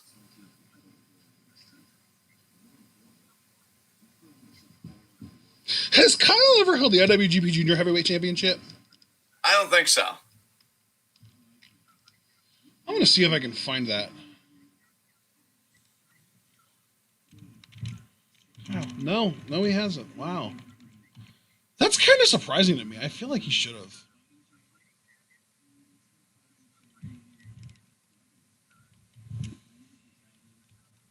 Kyle says that's what a fighting champion does.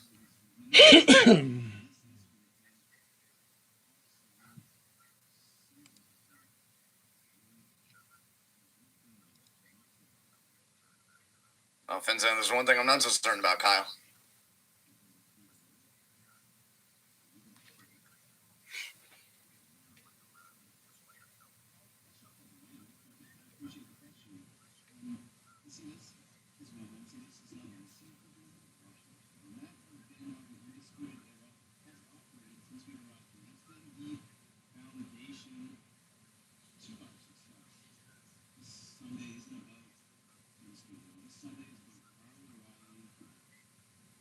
Sunday's about Kyle O'Reilly and Kyle O'Reilly's moment.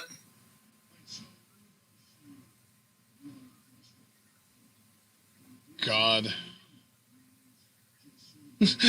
Alex Foster in chat. Are they gonna bang? Yeah. Come on, man. Mutual respect, deep admiration doesn't mean sexual feelings. Come on, man. This non-existent power struggle among the Arrow Boys. Oh, God, they are planting the seeds, aren't they? Oh, my God. Are we going to get Team Kyle versus Team Adam at War Games? That would really be something. Oh, my God. I'm not ready for it. I am not ready for it. Oh, O'Reilly doing an Irish accent there.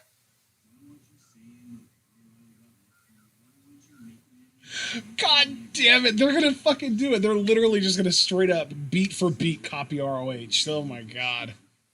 Yeah. God, I want a whoopie pie right now. Fuck. Wait, you want to do what right now? I want a whoopie pie.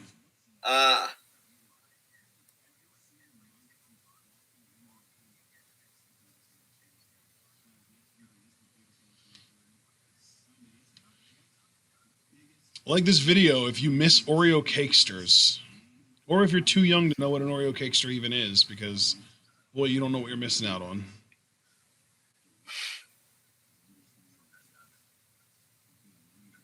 I'm waiting for somebody in chat to be like, I disliked the video because those things were disgusting. Yeah.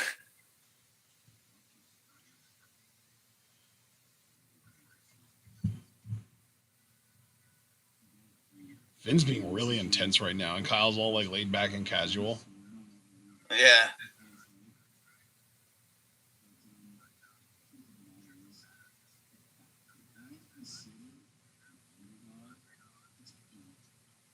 Oh, Kyle says Venom considering the underdog is bullshit. See, I knew Foster was one of the good ones.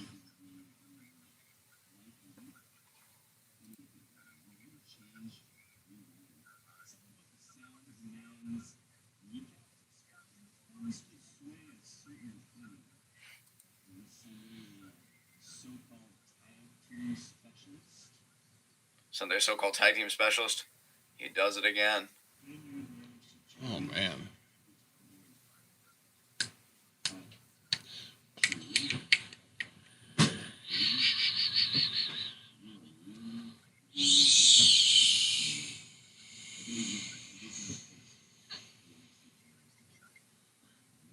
I love Bálor, man. He's such a composed champion. And you would be if this title was on anybody else, except for Finn Balor.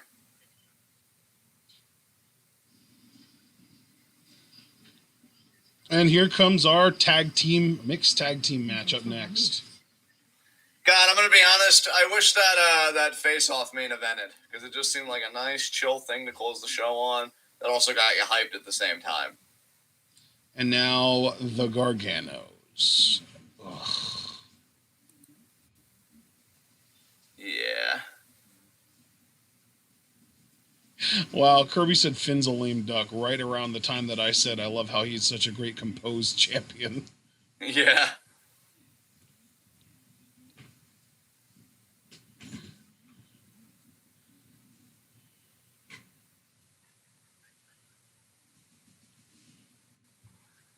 Oh, man. I'll be glad to get through this episode of NXT.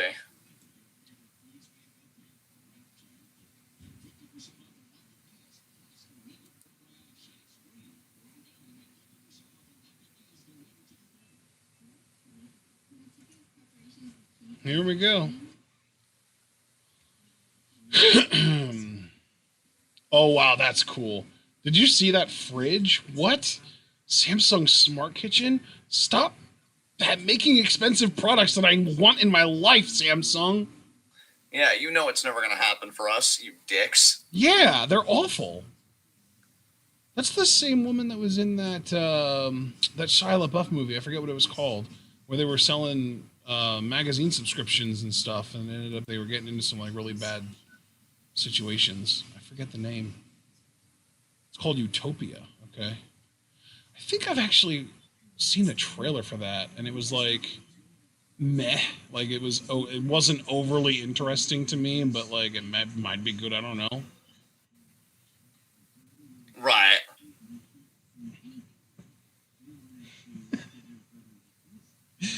Oh, chat. It's been a fun night in chat, y'all. Thank you for keeping us entertained. I feel like y'all are doing almost as good of a job keeping us entertained as we are keeping y'all entertained. Yeah, I appreciate you guys for that. You definitely show up. Is there Actually, you know what? I'm going to do something I've never done before, because I know you did. You gave Javaris a hug earlier during G1. I'm gonna give my own likes to everybody in the chat here. I'm gonna use the thumbs up emoji. Oh wow, you're giving thumbs up, yeah. Hoping to get the favor returned from them as well. I mean, they won too great, but I mean, you were just saying like they've done a great job, and I definitely agree. So that's just me giving a like to the chat there. Foster wants to know if I saw the Pokemon music video from Bump the Chicken yesterday. I don't think so, no.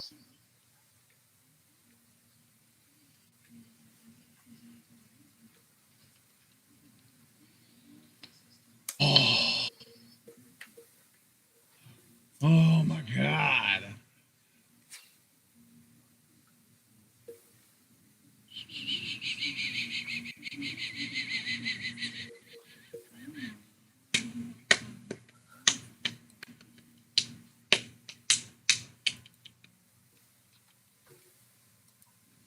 Are we back yet? No. Has anyone actually started checking out this wildlife show on USA? Or on, is it Comedy Central? I forget. It's sci-fi.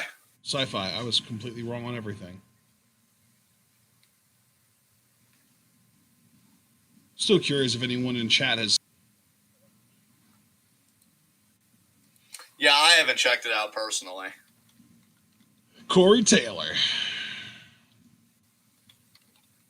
Corey MF and Taylor, apparently.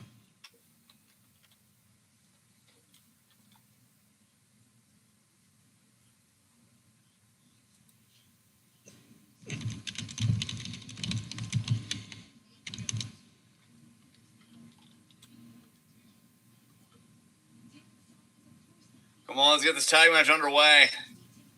I guess I want to run down the card one more time.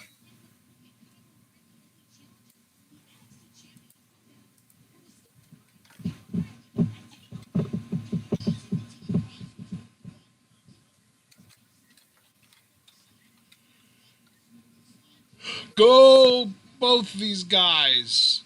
Yeah, pretty much. Have a really good match with each other, please. I guess we're not going to have a tag title match, by the way, at TakeOver. Yeah. Because we still have to have, what was it? Undisputed Era versus Team 1-2, I believe, to determine the contender. Yeah.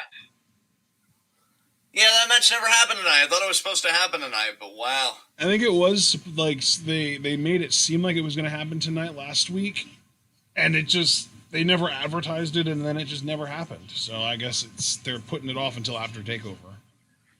Can I just say, though, and yes, the tag division is shit. No offense to, Breeze and Fandango, because I do like those guys, and they've earned a title run. But the idea that they're not getting promoted on TakeOver, even with my misgivings about the tag division, and Velveteen Dream is seriously fucked. That's a good point, actually, yeah. I mean, at this point, though, Dream being on the show, we could say just about anyone. Like, the fact that he's on the show and not Shotzi is ridiculous. Yeah, you're totally right, but I think it's more egregious, though, because, like, Breeze and Fandango are champions. And we're used to, like, every title being defended on every TakeOver, usually, like, 9 times out of 10. And they don't get platformed, but fucking Dream, with his radioactive fucking brand, yeah, is. It just makes no sense to me, and it's a complete insult to two guys that have been solid workhorses, never caused any problem for the company, fought through injuries for them to come back and keep working for them, and yet Dream gets the nod. That's like, even just putting aside what Dream did, and that's like a big thing. Like, it's also just the fact about just completely not valuing the people that show up for you consistently. That's really sad. And, of course, we have the vignette to be revealed, because they are debuting on, I think it's like October 4th. So yeah, well, it's on Sunday. It's the day of TakeOver. Yeah, I just want to make sure I correlated it to the right date. So, yeah. You sure did, bud. Good job. Hooray. But, yeah, it's just, it's really disappointing on NXT's part. I mean, I'm not surprised anymore because, you know, when they platformed Dream the first time, rather than just being like, hey, work this shit out, and if you can't because it is that bad, then you're fired. Yeah. Because that's what I keep calling back to, man. The fact that, like, and that's why I hate when people are like, the police looked into it. No, they haven't.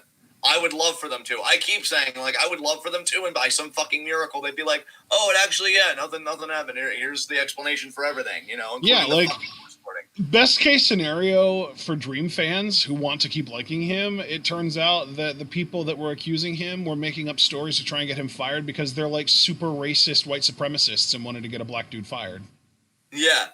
But again, like, you'd have to overcome a hell of a mountain because that voice recording, I think, is the biggest thing for me. Yeah. And no police have investigated it, no anything. But let's just keep putting him on takeovers. That's fine. Oh, that's cool. Shit. Yo, Priest is coming out to Io's entrance theme. That's how much of a fucking beast she is. Damn. Hell yeah. You love to see it. Oh, and they're hyping each other up and they're running to the ring. This is awesome. I love it. Oh, here we go. Brawl here. Kick the Garganasses.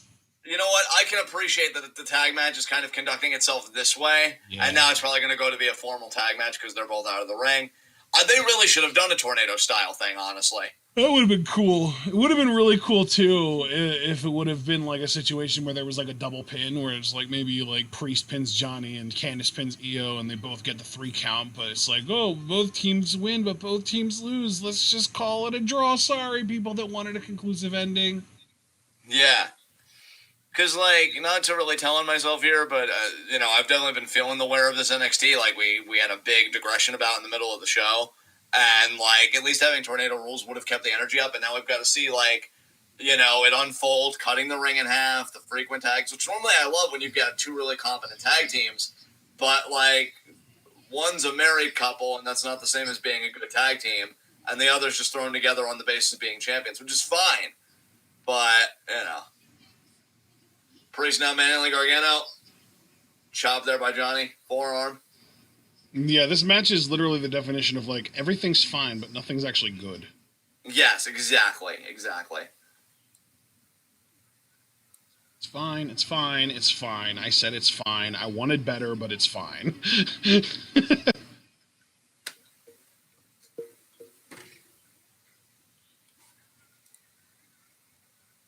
Come on, Priesty boy. Put him away quickly. And that's the weird thing about this, too, is that I almost feel like it has to go to a non-finish because you don't want a champion or their challenger pinning either or. Yeah. So it has to go to a non-finish. I just question, like, how? Like, what is the cop-out for this? Is it going to be like a quadruple count-out? Are they all going to just be fighting on the outside and that's it? And you close the show on chaos to try and build to the pay-per-view? Yeah. Is Retribution going to make their first appearance in NXT? I don't know.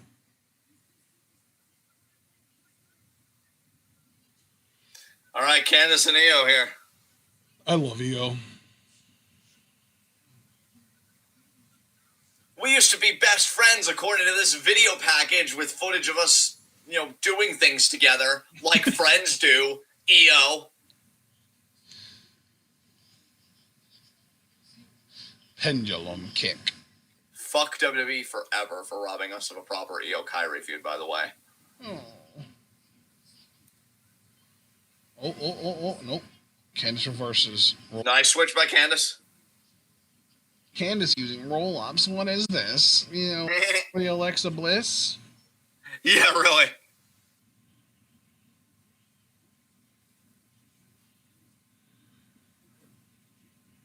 Yeah.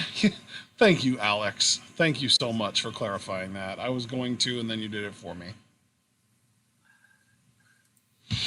You're so wonderful, Foster. We love you. Oh, wow.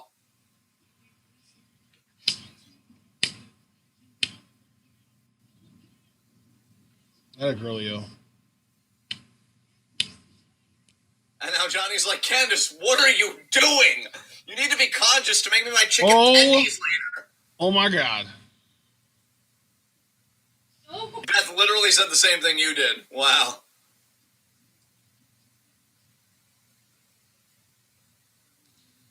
Yeah. Strain and strain.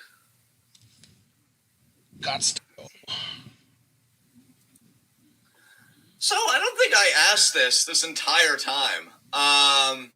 Also, yes, Javaris, absolutely for that, because I really did want to see that match. So hopefully we at least get an WWE ring in the future, but I don't even know. But yeah, how was everybody else's day? Because my day was really fucking solid. I already talked about how I woke up like earlier than usual. Made good use of that time going on a long-ass hike. A lot of birds in our area right now.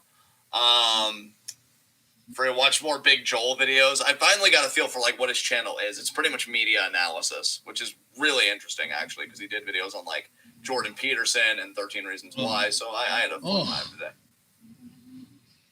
Yeah, but I like his perspectives though, honestly, because it's not like he defends the content. Like with Jordan Peterson, for example, who is a guy will deny the existence of systemic racism and white privilege. Like Joel comes out and says, like, it's very obviously real. And I like how he can say that something's bad, but still give you a new vantage point with which to examine it. I don't know. I think that's a very unique ability. So I'm definitely vibing with him. Is he a leftist?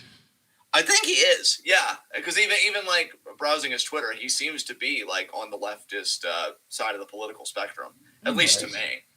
But yeah, like he can say something's bad. Like he did an hour. Well, that's disingenuous because it's actually like 45 minutes, and he even kind of made a joke of it. He did a 45-minute analysis of the movie Click, and I really liked it because Click was actually one of the Adam Sandler movies I did really like. But then watching his video, I'm like, oh, well, you know, it's a decent argument there. Yeah. Foster said he had a very productive day at work. You know, love to see it. Great job, Foster. Dominique Adams, decent. Had a day off from my toxic and lazy work environment and did some house cleaning, not too shabby. You know, Adams, I actually did the same thing, bro. I won't say that I completely spruced up my room, but like I had been stacking books on my desk, and I actually put a lot of those books away. Granted, I just crammed them all in one like shelf space, so they're no longer like as organized as they used to be. But at least they're like on a bookshelf. And I still have a stack of books, but they're the things that I'm most eager to read, so it's keeping it relevant. And so, yeah, I did a little bit of sprucing up of my study today, so I felt pretty good.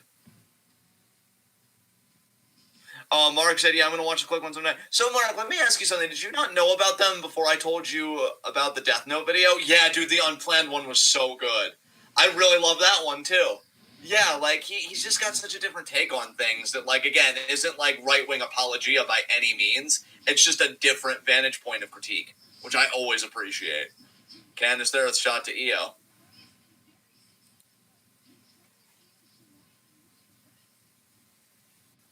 Yeah, Javaris, I am so glad you escaped that, man, unscathed. I mean, psychologically, maybe a little bit of scarring, but at least you have a fun story to tell, right?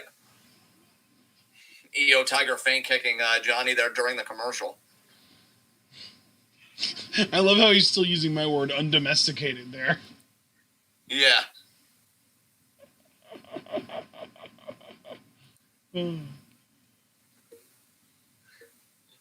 I would turn up. Oh, Shote. I would turn up right now, but I'm super cozy. Yeah. I think I'm going to have a cup of hot chocolate after NXT, actually, hot cocoa. You should, man.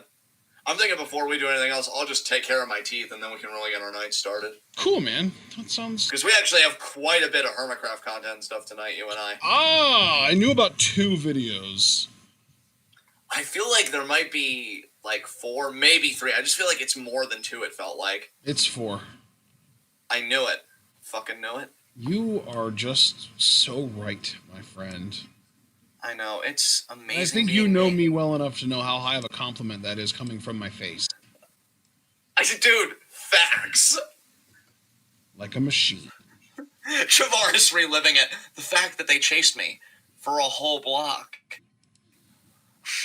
Bro. They really had it out for you, man. Oof. I don't know if you're a hunter or not, but maybe it's time to get a license. Javaris, if you don't mind my asking, actually, because to be perfectly honest, I'm more interested in talking to you guys in this match. Because Javaris, just to give you context, I live in, like, more of a, like, outdoor remote area. I've seen a pig cross the road before. I've seen deer. Obviously dogs, because, you know, they're domesticated pets. Birds. Haven't seen a bear, even though Christy and Chris have claimed that I think that they've seen a bear before. I've never, thankfully, seen a bear. I've seen horses, too. So I've seen, like, a lot of animals. Are you around that kind of area, Javaris, where you just see, like, a lot of wildlife? You've seen horses in the wild, dude? That's dope. Well, I've seen people, like, coming down one of the hiking trails that I go down. It was actually only a few days ago, and they were leading these 2 horses. So, like, they're not necessarily wild horses, but people take horses through here, mainly because they shit a lot. And EO looking for the crossface here. Yeah, dude, I'm not even, like, it's not even John trying to be weird and just being my goofy self. Like, I don't believe you. I believe you. It's just hilarious to imagine these people walking these horses down a fucking trail or, like, a path, and one of them just pops a squat, or not pops a squat, because they don't shit squatting. They literally just shit while walking. But, yeah, it's just hilarious to imagine them doing that, and then you coming upon it and being like, oh, horse shit. That's a lot of horse shit. Like, dude, it was maybe 2 weeks ago, maybe 3 at most. I was going down, like, the right side, because we have 2 hiking trails, one on the left, one on the right. I went on the right-sided one, and I swear, dude, I could have used fucking horse shit as breadcrumbs to not get lost, because there was just so much, like, every couple of feet or whatever. Because I don't know how much the gates are spanned. Like, if I walk one gate, is that, like, a half a mile? I think that's how it goes. But there was just so much of it. I'm like, Jesus Christ. What did this horse eat? And yeah, so there's a lot of cool wildlife where I am, but I'm just thankful that I haven't seen all of it, because I swear the first bear sighting I see, that's going to be the day that I die. I'm pretty fucking sure. And not even because of the bear, but because I'm just a fucking spaz. Oh, Priest, clapping Gargano. You're going to pull a Sato Kazuma and die of shock? Probably, dude. Either that or I'm going to be so shocked in a very loud way, it's going to attract the bear, and he's just going to take me down to the quarry and fucking eat me. So... I'm sorry, did Io just go for a pin on Gargano or hit a moonsault on Gargano? I feel like she tried going for a pin. Oh, could be the Reckoning here. Up a Candice. Oh, God. Oh, low blow. Right in the yam bags. Right in the nards. Shoulda wore a cup. Javara said, I live in an area where sometimes there's a bear and deer, etc., but apparently there have been an outbreak of wild hogs this week. And then Tom, I'm not saying Tom's victim blaming Javaris, but he's trying to like rationalize it. What was your scent that caused the hogs to be attracted to you, Jay? And he's like, Dom, I had just taken a shower. Are you sure it's not your shampoo, Javaris? I was going to say, it could be your body wash. If you have like a citrus-scented body wash or something like that, that might be what does it. Johnny was so proud of himself pinning Priest. Oh, Candice. Backstabber. It's funny because when this feud started, Io was the backstabber. Kill me, please. I don't. My favorite. Yeah, it was the moonsault to Gargano. You're right.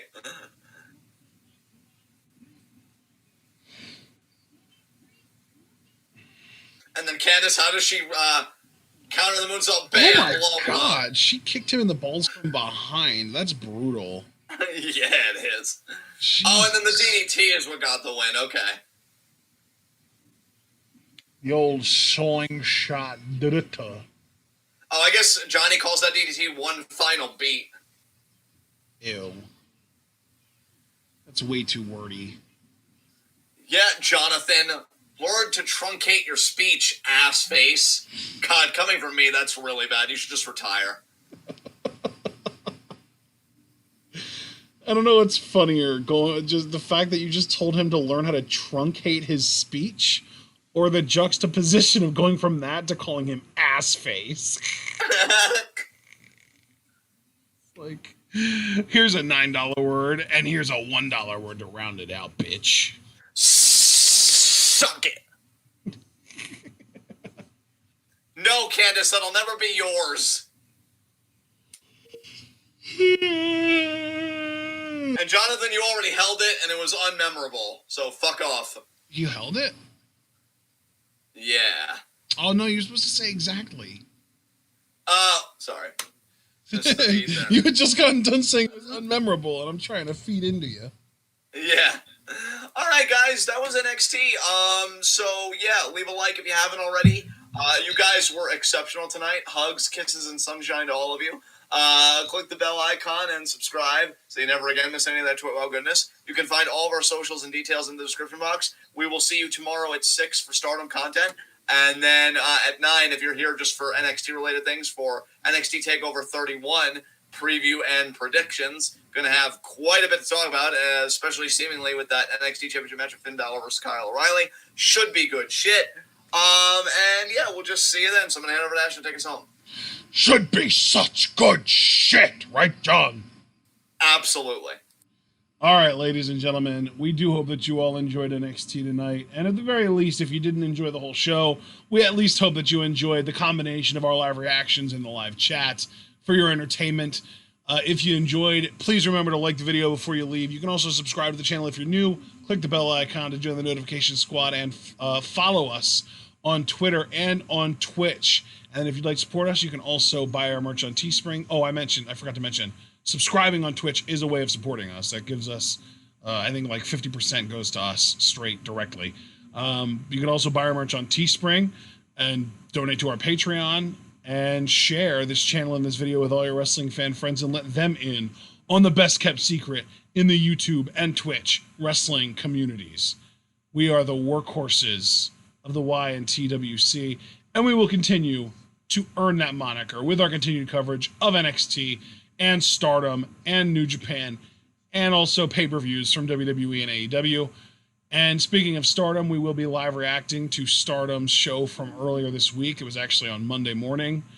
And we'll be live reacting to that tomorrow, Thursday, the 1st of October. It's just mind-blowing to me that it's October already. At 6 p.m. Eastern Time. And then we'll also be going live later in the night at 9 p.m. Eastern Time for our predictions for TakeOver 31. Then Friday, we've got another double header coming at you because we have got on at 5 o'clock Eastern Time again. At 5 p.m. Eastern Time, we'll be live reacting to the G1 Climax Day 8, which happens tonight, actually. And then at 10 o'clock, after SmackDown is over, we will be going live with our live reactions to New Japan Strong as well. It's the, whatever the crown thing is. I don't even remember what it's called. We have Saturday off, but then Sunday we will be back with our live reactions to NXT TakeOver 31. And then next week is just, it's fucking bonkers. Because Sunday is the first of 8 straight days of recordings. 6 of those are G1 days. Plus we have a Stardom show in there. Plus we have the TakeOver, and we have the NXT, and we have a WWE catch-up commentary in there on, you know, not this coming Saturday, but the next. There's just a lot. So we hope that you're looking forward to all that. And most importantly, we hope that you're all able to remember to stay tuned.